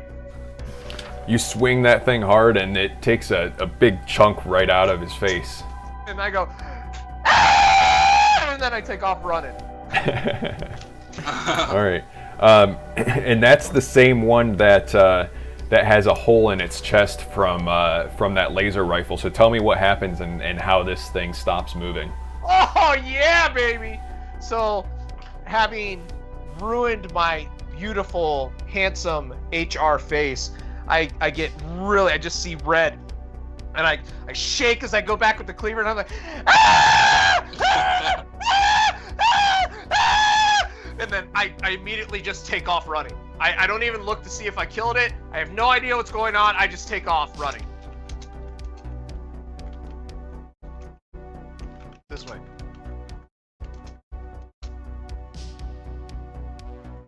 And so the savage blows from this cleaver that's meant to break up chicken ends up just busting up its hazmat head, oozing out that just nice pink matter from its freaking inside of its skull. Nice.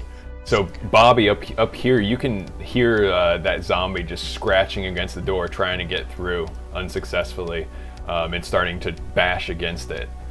It's a pretty sturdy door, so it doesn't seem like just that one's going to be able to get through it. However, this open door up here, they start pouring through it. Oh no. I immediately wet myself.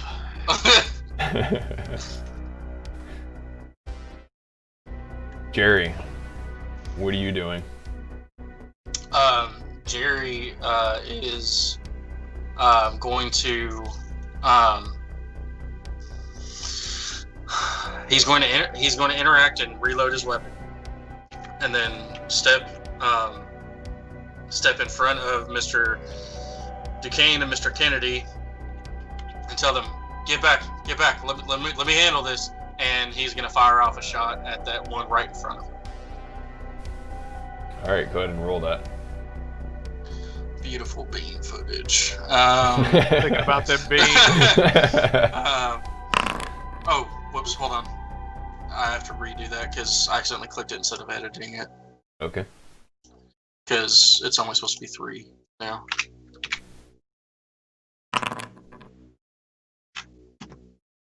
Nice, Well, you got it. That worked out. So 1 wit.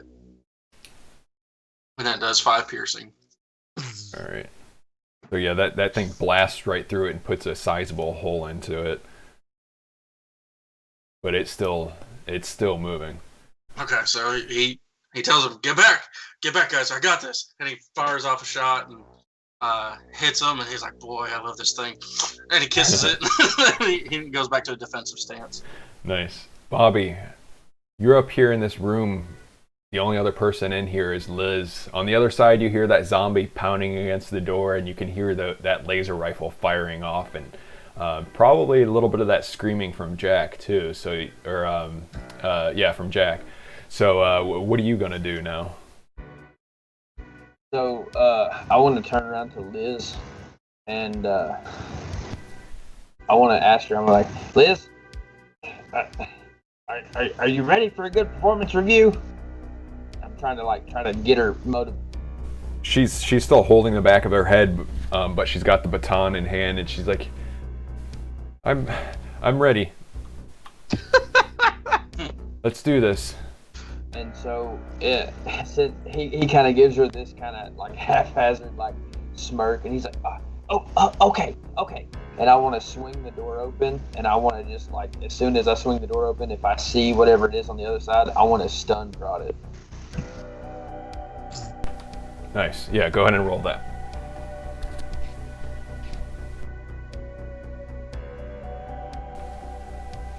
So that's going to be, let's see, grit. Okay. You got the grit, boy. Yes. Oh. Yes, you do got the grit, boy. Nice. All right. So, yeah, you hit that thing directly with this stun prod, and you can see the electricity arcing off the end of it. Looks like a lot more electricity than there should be in some sort of non-lethal weapon. And that electricity puts a burn mark right in the clothing of the front of this thing. Unfortunately, though, it doesn't really seem like it's affecting it much. You can see the muscles and things rippling through it where it's got tears and stuff in the clothing, but it's still trying to reach out towards you. And unfortunately for you, it is able to. Yeah, it's able to have enough movement left in its muscles that are getting shocked to reach out, and it's got nasty looking clawed hands that are just the bones sticking out of the fingertips there, slash across the front of your chest and do 1 wound to you. So I guess, do I have a movement? Can I, like, as it slashes me, kind of push it out of the doorway? Or like kind of push it over, or no? No, you already used your attack, so you can spend your interact to try and get away if you'd like, but that's about it.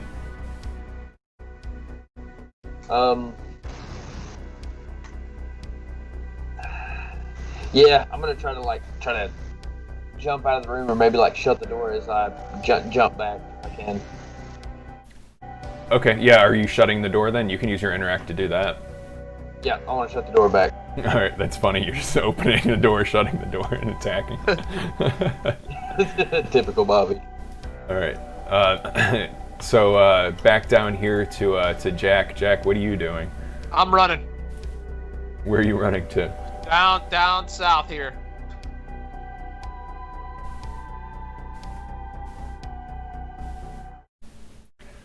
So Maxwell sees you take off, and he pats Jerry on the shoulder and says, "You're doing a great job here, Mr. Higgins. I'll be sure to put this in your performance review." And he takes off right after Jack. Yeah. And Jerry not getting much attention, and like being like the security guard that everybody pretty much just laughs at because he's a bumbling oaf. Basically, he's like,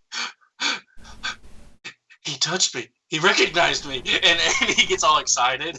And so that does encourage you a little bit, maybe there, Jerry. But your situation's starting to look kind of grim. You told us to leave, Jerry. I did. Remember that the only lighting in here is just this very dim lighting from the emergency lights, and it's half the room is just completely bathed in shadows, and you can't even see the southern half of this room at all, hardly.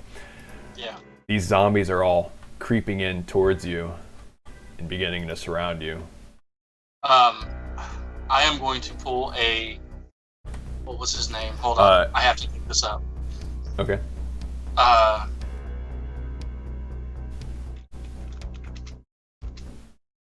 Just 1 second.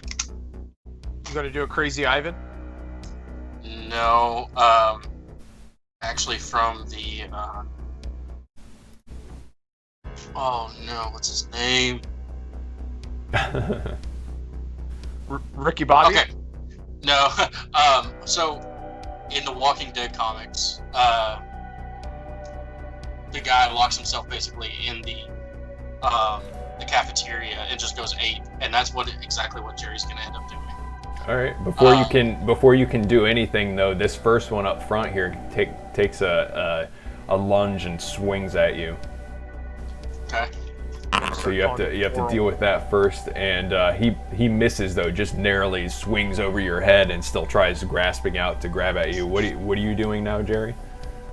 Okay, so Jerry is holstering the gun. I'm assuming it has a belt Probably around has it. A sling on it, yeah. A sling on it, yeah, that I can put around my back.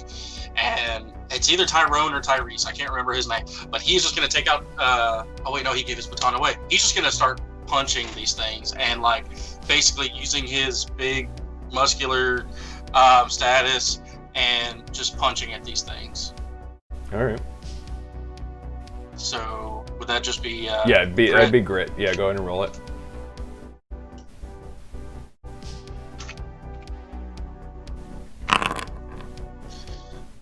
I got 2 talent and 1 grit, so that's 3 successes there. And that means it's a critical, actually. So a critical in this game is when you roll A success that is 2 more success than the CR, the challenge rating. And a critical with grit causes the enemy to be knocked prone. So you just punch him right in his face and he falls on his ass. Awesome. And he's just like, after getting inspired by the higher up, he gets pumped and he just like, and just starts wailing on this zombie, and he's like nobody can take down the Higgins, and then I'm gonna bank that luck too. All right. And I'm gonna use my interact, and I'm gonna holler at no, I can't. They gotta be within 10 feet of me. Never mind. Okay, so never mind. Continue. All right, that's fine. Yeah, you that first punch that you land on this thing that knocks it prone, it's like punching a rotting pumpkin. Your fist just goes right into his face. Like you feel it sink in. Okay. That's a really good description, Doug. Yeah. Thank you. Yeah, I'm seriously impressed. That was really good. Rotten pumpkin. So with that, we're back up to Bobby and Liz. Liz she stood up and she's next to you. She's gripping that baton, ready to swing at anything, but she's letting you take the lead, Bobby. Okay, so is whatever it is that's trying to come through the door, like, is it right at the door? Oh yeah, that thing is still hitting and banging against the door, scratching at it, trying to find a way in. Okay, so I look over to Liz. I'm like, Liz, the only way we're getting out of here is if we both just bust through this door and try to knock it out. I'm ready, and she's got her that baton in hand. She's ready to attack. All right, so I wanna make an effort to just bum rush the door and try to knock it over as we come out of the door, just fists flying or weapons flying. All right, so are you going to try and make an attack or just push your way past it? I guess me and her are gonna try to just bum rush our way past it to try to get back to Jerry and them in the other room. Okay. Yeah, go ahead and roll a grit check as you're running through there. And I'll let you have advantage on that since Liz is going to be pushing through with you.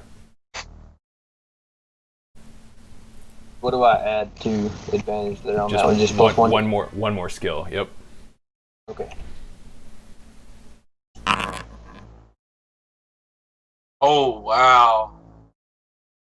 Lots of wit, but you got that one talent. So Got the talent. let's see then, because this is an opposed roll. Let's see what happens. Nice. You're able to knock this thing out of the way, and it falls prone. So it's laying on the ground there. Go ahead. You can make your movement. So we just bum rush. We jump over top of it. We try to run toward the doorway here. Me and Liz. All right. Yeah, Liz is close behind you. Okay, what do we see when we come into the doorway? You see these other zombies here. There's 2 of these creatures standing in front of this doorway, starting to lurch their way towards Jerry, and you see Jerry in here just beating the shit out of this one on the ground. There is still one standing on top of, or standing as well as the one that he's beating the crap out of. Yeah, there's these 2 that are standing in front of the doorway, and it looks like they're about to try and lunge towards Jerry. Okay. So that's where you end your turn, and we go back to Jack here in the hallway. Jack, what are you doing with Maxwell there? Running north. Running towards that elevator. All right, yeah, go for it.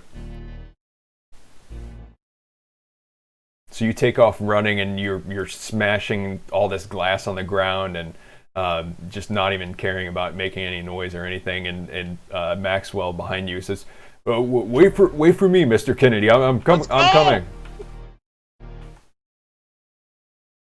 So he's following you also. Jerry, this one on the ground here in front of you, it's still just barely moving, barely functioning. Some of its it looks like a lot of its body parts might be failing, but it tries to attack you. Okay. It just takes me a second to do the roll. Oh, you're fine. That's a lot of luck, though. Oh man. I don't think that does anything for the creatures or whatever. So he's just flailing around on the ground underneath of you. And this other one here, actually they both pile in on you. So let's see if Jerry's about to become a snack. Well, I don't know if Jerry's going to be a snack, but Kyle is always looking like a snack. How you doing? So one of them is just trying to grasp at you and completely fails to get any solid holds on you, and the other one comes in and both of his hands just slams down onto your back, and you feel like you might even have a broken rib from that. You have an ability that you need to roll, right? Yeah, tough to reduce it by 1. Okay, yeah, go for it. So that's just going to be 1 skill die.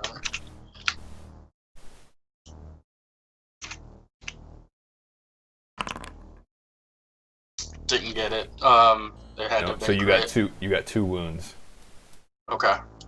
So I am now all the way up to. All my weekend is all the way up. Okay. Because I had 2 from earlier. The difference. So we're playing. There's. So one of the cool things about Shiver is that it's got 2 different difficulties. Basically, one is called Survivor, I believe, and the other is called Nightmare. And we're playing Survivor mode since it's our first time playing. So your wounds don't really do anything until you reach your max wounds. In Nightmare mode, though, that's when we would actually use the tiers, and those different tiers do have different status effects on you. So you don't have to worry about those in this game. All right. So then I feel him hit me on the back. I'm like, I'm going to do this for Mr. Duquesne. Bah, bah, bah. And just continue wailing on these people. All right, yeah, go ahead and roll your attack for whichever one you're attacking. Well,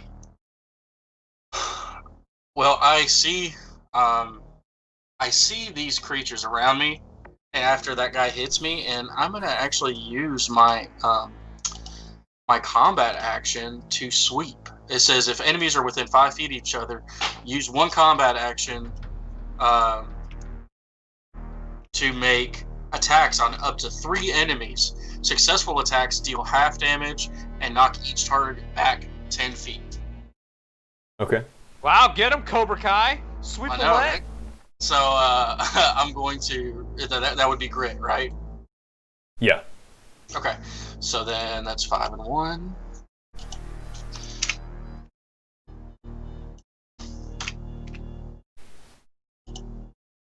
And there we go. I got 1 talent and 1 grit. So that's 2 successes and then 1 luck. I'm going to bank that luck. Nice, nice roll. So yeah, this one here goes flying off to the side and lands on in this crate. And this one, it's actually against the wall there in the direction of your attack. Doesn't move this one, but he's kind of staggered up against the wall because he hits it so hard. What do you do exactly that causes both of them to get hit? So basically, here's because it's because I think it hits all 3 of them too. Yeah. Yeah. Oh, okay. On up to 3 creatures. Okay. And then so basically, what I'm gonna do is is he after beating this one that's on the ground, he's gonna rip his arm off and then just swing it and knock these other creatures off to the side. Nice. That one on the ground stops moving with that, and he kind of like you smack him with his own arm, and he slides back, stops moving. Like I said, the other one flies onto the crate, and this one hits the wall back there. And then Jerry notices Bobby and Liz there, kind of in the hallway, and he's like, what are you doing? You guys need to get to safety, quick! I've got this handled. And he's gonna run up and like just go after these creatures still, with his movement. So nice. All right, so Bobby, do you take his advice and run, or what are you gonna do?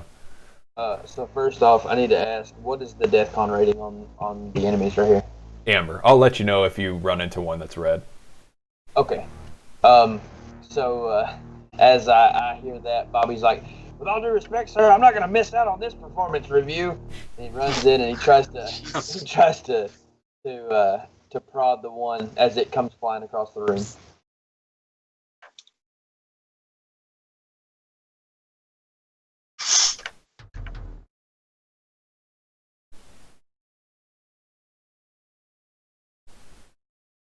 Just wait for that roll to come through.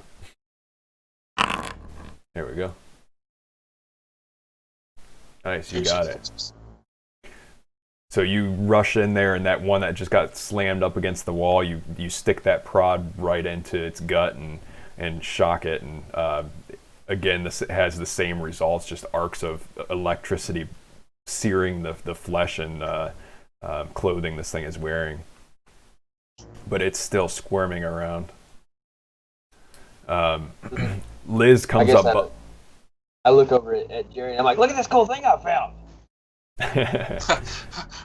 And then Jerry looks up at Bobby. He's like, son, focus. Like, focus. That's cool and everything, and I'm glad you got it. But we got to take these things out. So yes, sir. From behind you, Liz is able to get an angle through that doorway, and she joins in on the action and swings that baton down. And she actually lands another hit on it, and you hear the snapping of some bones and maybe some ligaments snapping also where it lands with a solid blow. Jack, you're out here in the middle of this hallway. What are you doing? Running north. Scared. Go for it. Hey man, look. You obviously are trying to sacrifice yourself, and you told us to go. I would be like blaspheming against your sacrifice if I were to try and come back there and fight and just get in trouble. So no, I'm running. Definitely. Gotta save the execs after all. Somebody's gotta be left around to save this company. And Maxwell, of course, follows you. Come on, Maxwell. So back here in the room with Jerry and Bobby and these zombies, like I said, the one is it stopped moving. It's still laying on the floor, not moving at all. This one on the crate over here begins to get back up and slowly makes its way over to Jerry again. This one against the wall rights itself, and they both come in to attack you. Okay.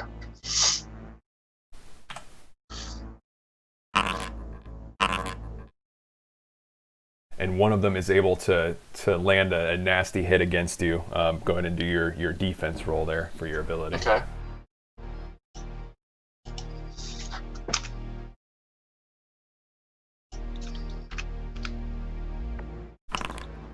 Hey, I got grit, so it reduces it by 1. Yeah, so you only take 1 wound. You're able to juke off to the side just in time, and the nasty claws at the end of this thing's hand they just barely swipe by you and take just a little bit of your flesh off, but not too much. Okay. So Jerry, you're back up. What are you doing? Jerry, and this one in front of me is dead, right? Yeah, with the little skull symbol on it, it's dead. Okay, yeah. So Jerry, bobbing and weaving that other one, he is going to use his interact on Liz and yell at her, "Stay behind me! I can take these things out," and so that'll help her if she needs it. Nice. And because Bobby still has his from earlier, right?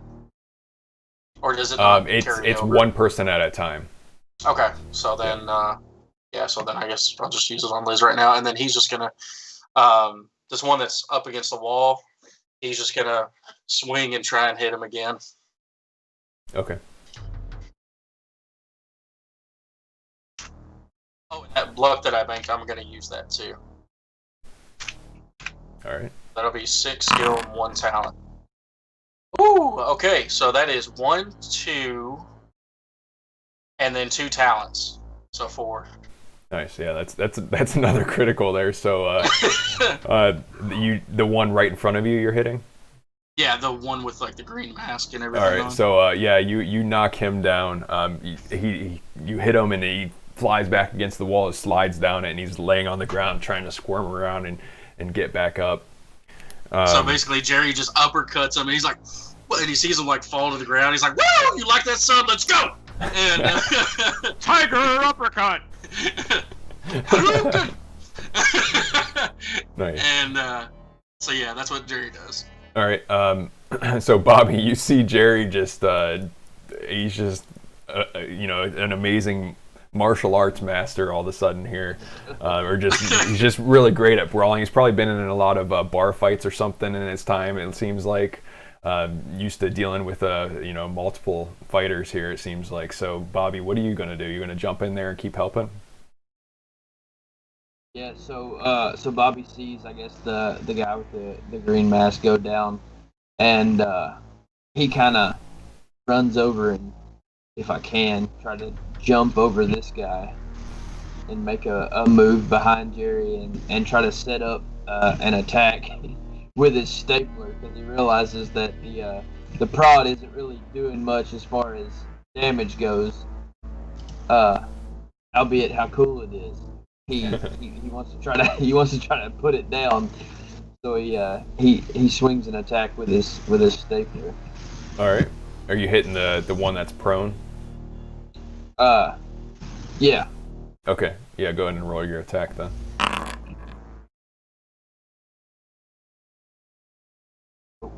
We got one talent. So yeah. Yeah. So that hits. Tell me how, for the second time, you kill one of these monstrosities with a stapler. Yeah. So as he's kind of just like swinging and duking it out with this other one, he runs up and he's like, "How about this for a performance review?" He smacks it right in the forehead with a stapler. Nice. Yeah, he's the stapler ends up actually being a stamp that says "denied" on it. there's a solid thunk in that, like, satisfying mechanical click, and it stops moving as you pull the stapler back up. Liz steps into the room and over the body of this one, since it stopped moving now, and swings that baton again, trying to finish off this last one in here. She completely misses and ends up hitting against the wall, but she's trying to let everyone know how urgent the situation is, and she says, "We really need to get out of here. We don't have to fight everyone off. We're gonna spend too much time killing all of the employees here. We just need to go." Liz, I don't know if you realize this or not, but these no more. We ain't in Kansas no more. And Maybe Jeff's dead. and I need to mention that I banked that luck that I rolled too. Okay, yeah. So, Jack, you're further up in the hallway now. The elevator is really close. You can see the open door and the dark shaft of the elevator up ahead. There's no actual elevator there, but you can see the ladder off to the left. So I'd stick my head in and look up and down, see if right. There's any, like, zombies waiting to drop on my face or anything. Yeah, so yeah, good idea. So you look in there, and the elevator shaft is lit with an ill yellow glow that pulses as you look up in there, and there's an elevator stuck in place that looms above you far up ahead. It's creaking and echoing down the shaft. Oh Christ! How far up? Like a floor, or like if I go up the ladder, will I make it to the next floor before I get stuck by that elevator? Like, it looks like it's near the very top floor. It's pretty far up there. It looks like you can get to the second floor safely. All right, I'm going. All right, yeah, you're able you're able to grab onto the ladder there and start climbing up. And Maxwell is right there beneath you. So I'll put you both in the ladder that you're climbing up right now. So that takes us back to the zombies. There's another one that steps in the doorway. This was the one that you had pushed your way past, Bobby. So that one standing here in the yellow hazmat suit reaches out and attacks you, Bobby. Oh no! I should have used it on you. And it completely misses. It seems like it's lost its orientation with all of the holy hand stapler. Yeah. Between the stapler and then getting beat with someone's arm, it seems to be disoriented. But this other zombie comes up and tries grabbing a hold of Liz, and it manages to come up and sinks its teeth right into Liz's arm and rips out a chunk of flesh there. I've seen enough movies to know where this is going. Bye, Liz. There's a bunch of blood just pouring down her arm now, and she's holding it in pain, leaning up against the wall. Jerry, what are you gonna do? Mad that zombie took a chunk out of Liz. Jerry is going to try and pummel that one that just came through the doorway. All right, yeah, go ahead and roll that. And I'm going to use that luck again. Holy cow. That's that's 1 grit, 1 talent, and then 4 luck. Does that do anything? I'm pretty sure you win the game right there. Yep, congratulations. Let's see. You managed to find a teleporting zombie. Yeah. So you can I punch him and I teleport to the elevator. basically you can spend 2 of those to reduce the doom clock and then bank another luck if you want to. Okay, so that's what I'm going to do. I'm going to reduce the doom clock, bank another one, and then I have those 2 successes there. Nice. All right. So you were attacking the one that just bit Liz then? Yeah, the one that just came through the doorway, and I'm going. Liz had the get behind me feature. Yeah. Do I need to roll for that too? Yeah. Go ahead and do your thing for that, and I'll count that. It's a grit check, so it's just going to be 5, Okay. and then 1. What? It won't let me edit the. It wouldn't let me edit the macro for some reason. But that's 2 successes on that. So. Cool. Does that just reduce her wound by 1 then?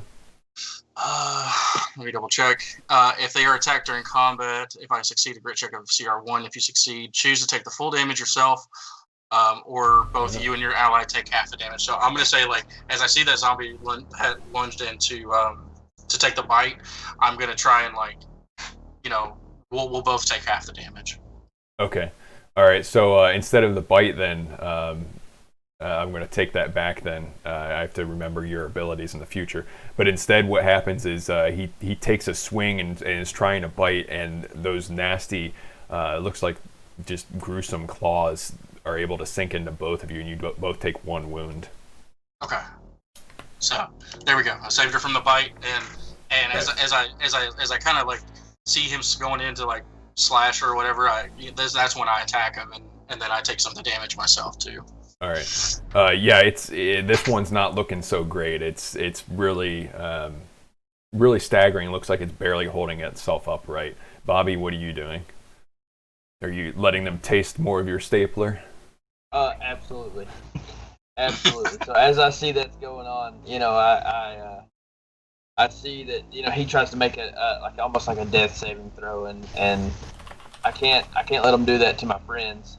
So I'm like, I lunge in with my stapler to try to get a last little hit in. All right, yeah, go ahead and roll it.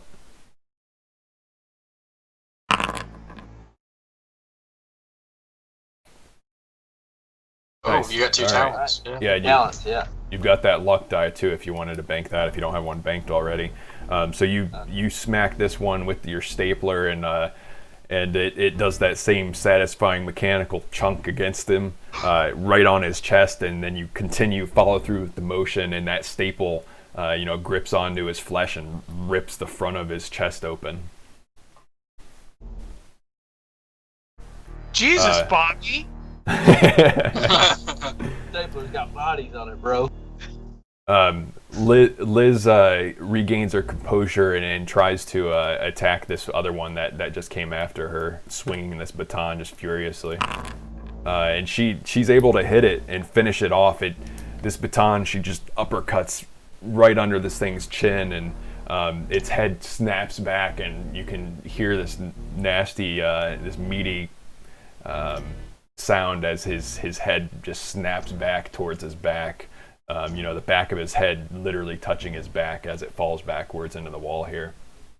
Would it be safe to say that he's snapped back to reality? And hope there goes gravity. I can't ever help it, man. I'm sorry. So, Jack, you're beginning to climb up this ladder. Is that you just continue to the second floor? Yeah. All right, you're passing the 4th floor right now, and Maxwell is following behind you.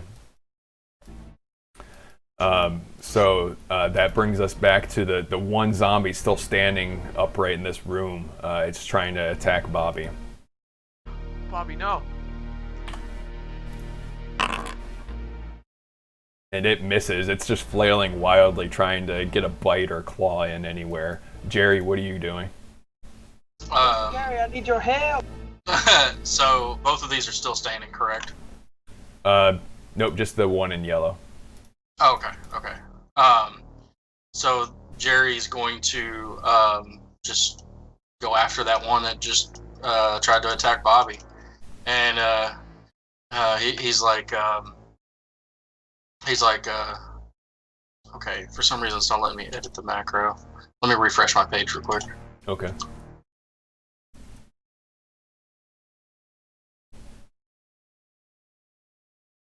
So like he sees Bobby get like that the creature going after him, and he's like not my Bobby, no, you get your hands off my Bobby, and he's gonna make his attack. All right. Let's see if I can hear this now, and I'm gonna use that luck that I just banked again. Holy cow! All right, so got one. Oh, yuck. 3 strange and 1 luck, so I'm gonna bank that luck, and I didn't actually hit it. And you're gonna bank that luck and tick the doom clock up 3 more minutes. Next we move to Bobby again. Bobby, what are you doing? Jerry's stepping in and trying to help defend you here.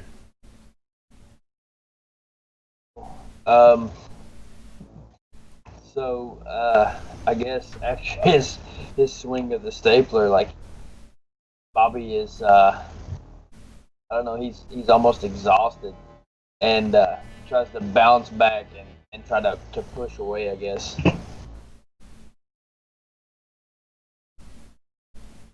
All right. Are you just trying to get out of the combat there, trying to get back away from it?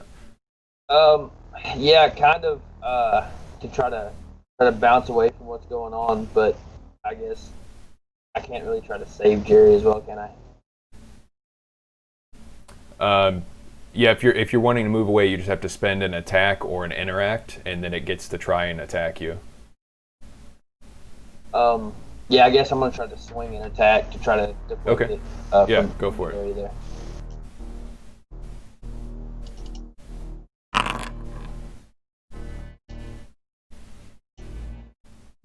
Nice. So you follow through from that last stapler attack and take another chunk of flesh and right off of this thing.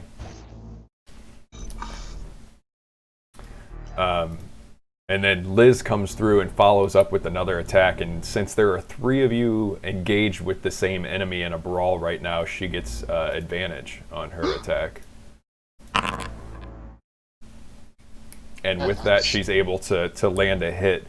This thing is looking in really poor condition right now. It's most of its arms are just hanging kind of limp, and it's teetering back and forth really hard. Jack, you continue your ascent with Maxwell following close behind you. Nice. Hi! See you at the rescue site. This last creature here just seems to be barely standing. It quickly lunges forward with a gaping maw, trying to get a hold of Bobby, and Oh no, Bobby! And it does so. It sinks its teeth right into Bobby. Bobby! Jerry, I don't think you ever declared a new get behind me. So, Bobby, you take 2 wounds. Mr. Jerry, I don't feel so good. Bobby. It takes a nice chunk right out of your shoulder. Back No, to Jerry. Bobby, no! Jerry, what do you do in reaction? I do just that. I yell at him and I yell, tell him, Bobby, no! "Yeah, Baba, no! Get behind me, boy!" And I actually try to lunge, and what I'm going to try and do is I'm actually going to try and spear him into the wall, spear the zombie into the wall. So what would that be? I'll just consider it a brawling attack, so just roll your grit. Okay. So mechanically, it's the same as all these other attacks, but I really like the description you're given. Okay. So that is a critical success. Yeah, again. Yeah. So tell me how you stop this thing from moving. After seeing the intern get hit, and he's like, "No, Bobby!" and he runs, and he just like puts his head down, probably from his days of playing football, and rushes in with his shoulder and just tackles him into the wall, and basically almost goes through him, I guess, because he's a zombie creature and he's, You took the words out of my mouth. Yeah, he's wearing this hazmat suit, and it contains all the guts, but you definitely just basically turned his entire torso into jello inside of that suit, and it just splatters against the wall and slides down it, and it stops moving. His innies became his outies. Pretty much. Disgusting. So all for my sister right now. all of these monsters around you are finally no longer moving, and you don't hear anything in the immediate vicinity right here that seems to be threatening. So I'm going to say at this point we can keep moving forward. I think we could possibly finish this within an hour if you'd like to, or we can I don't know what your schedules are right now, if you'd rather just have this as a good breaking point, and we can have the second action-packed half of this as our next session.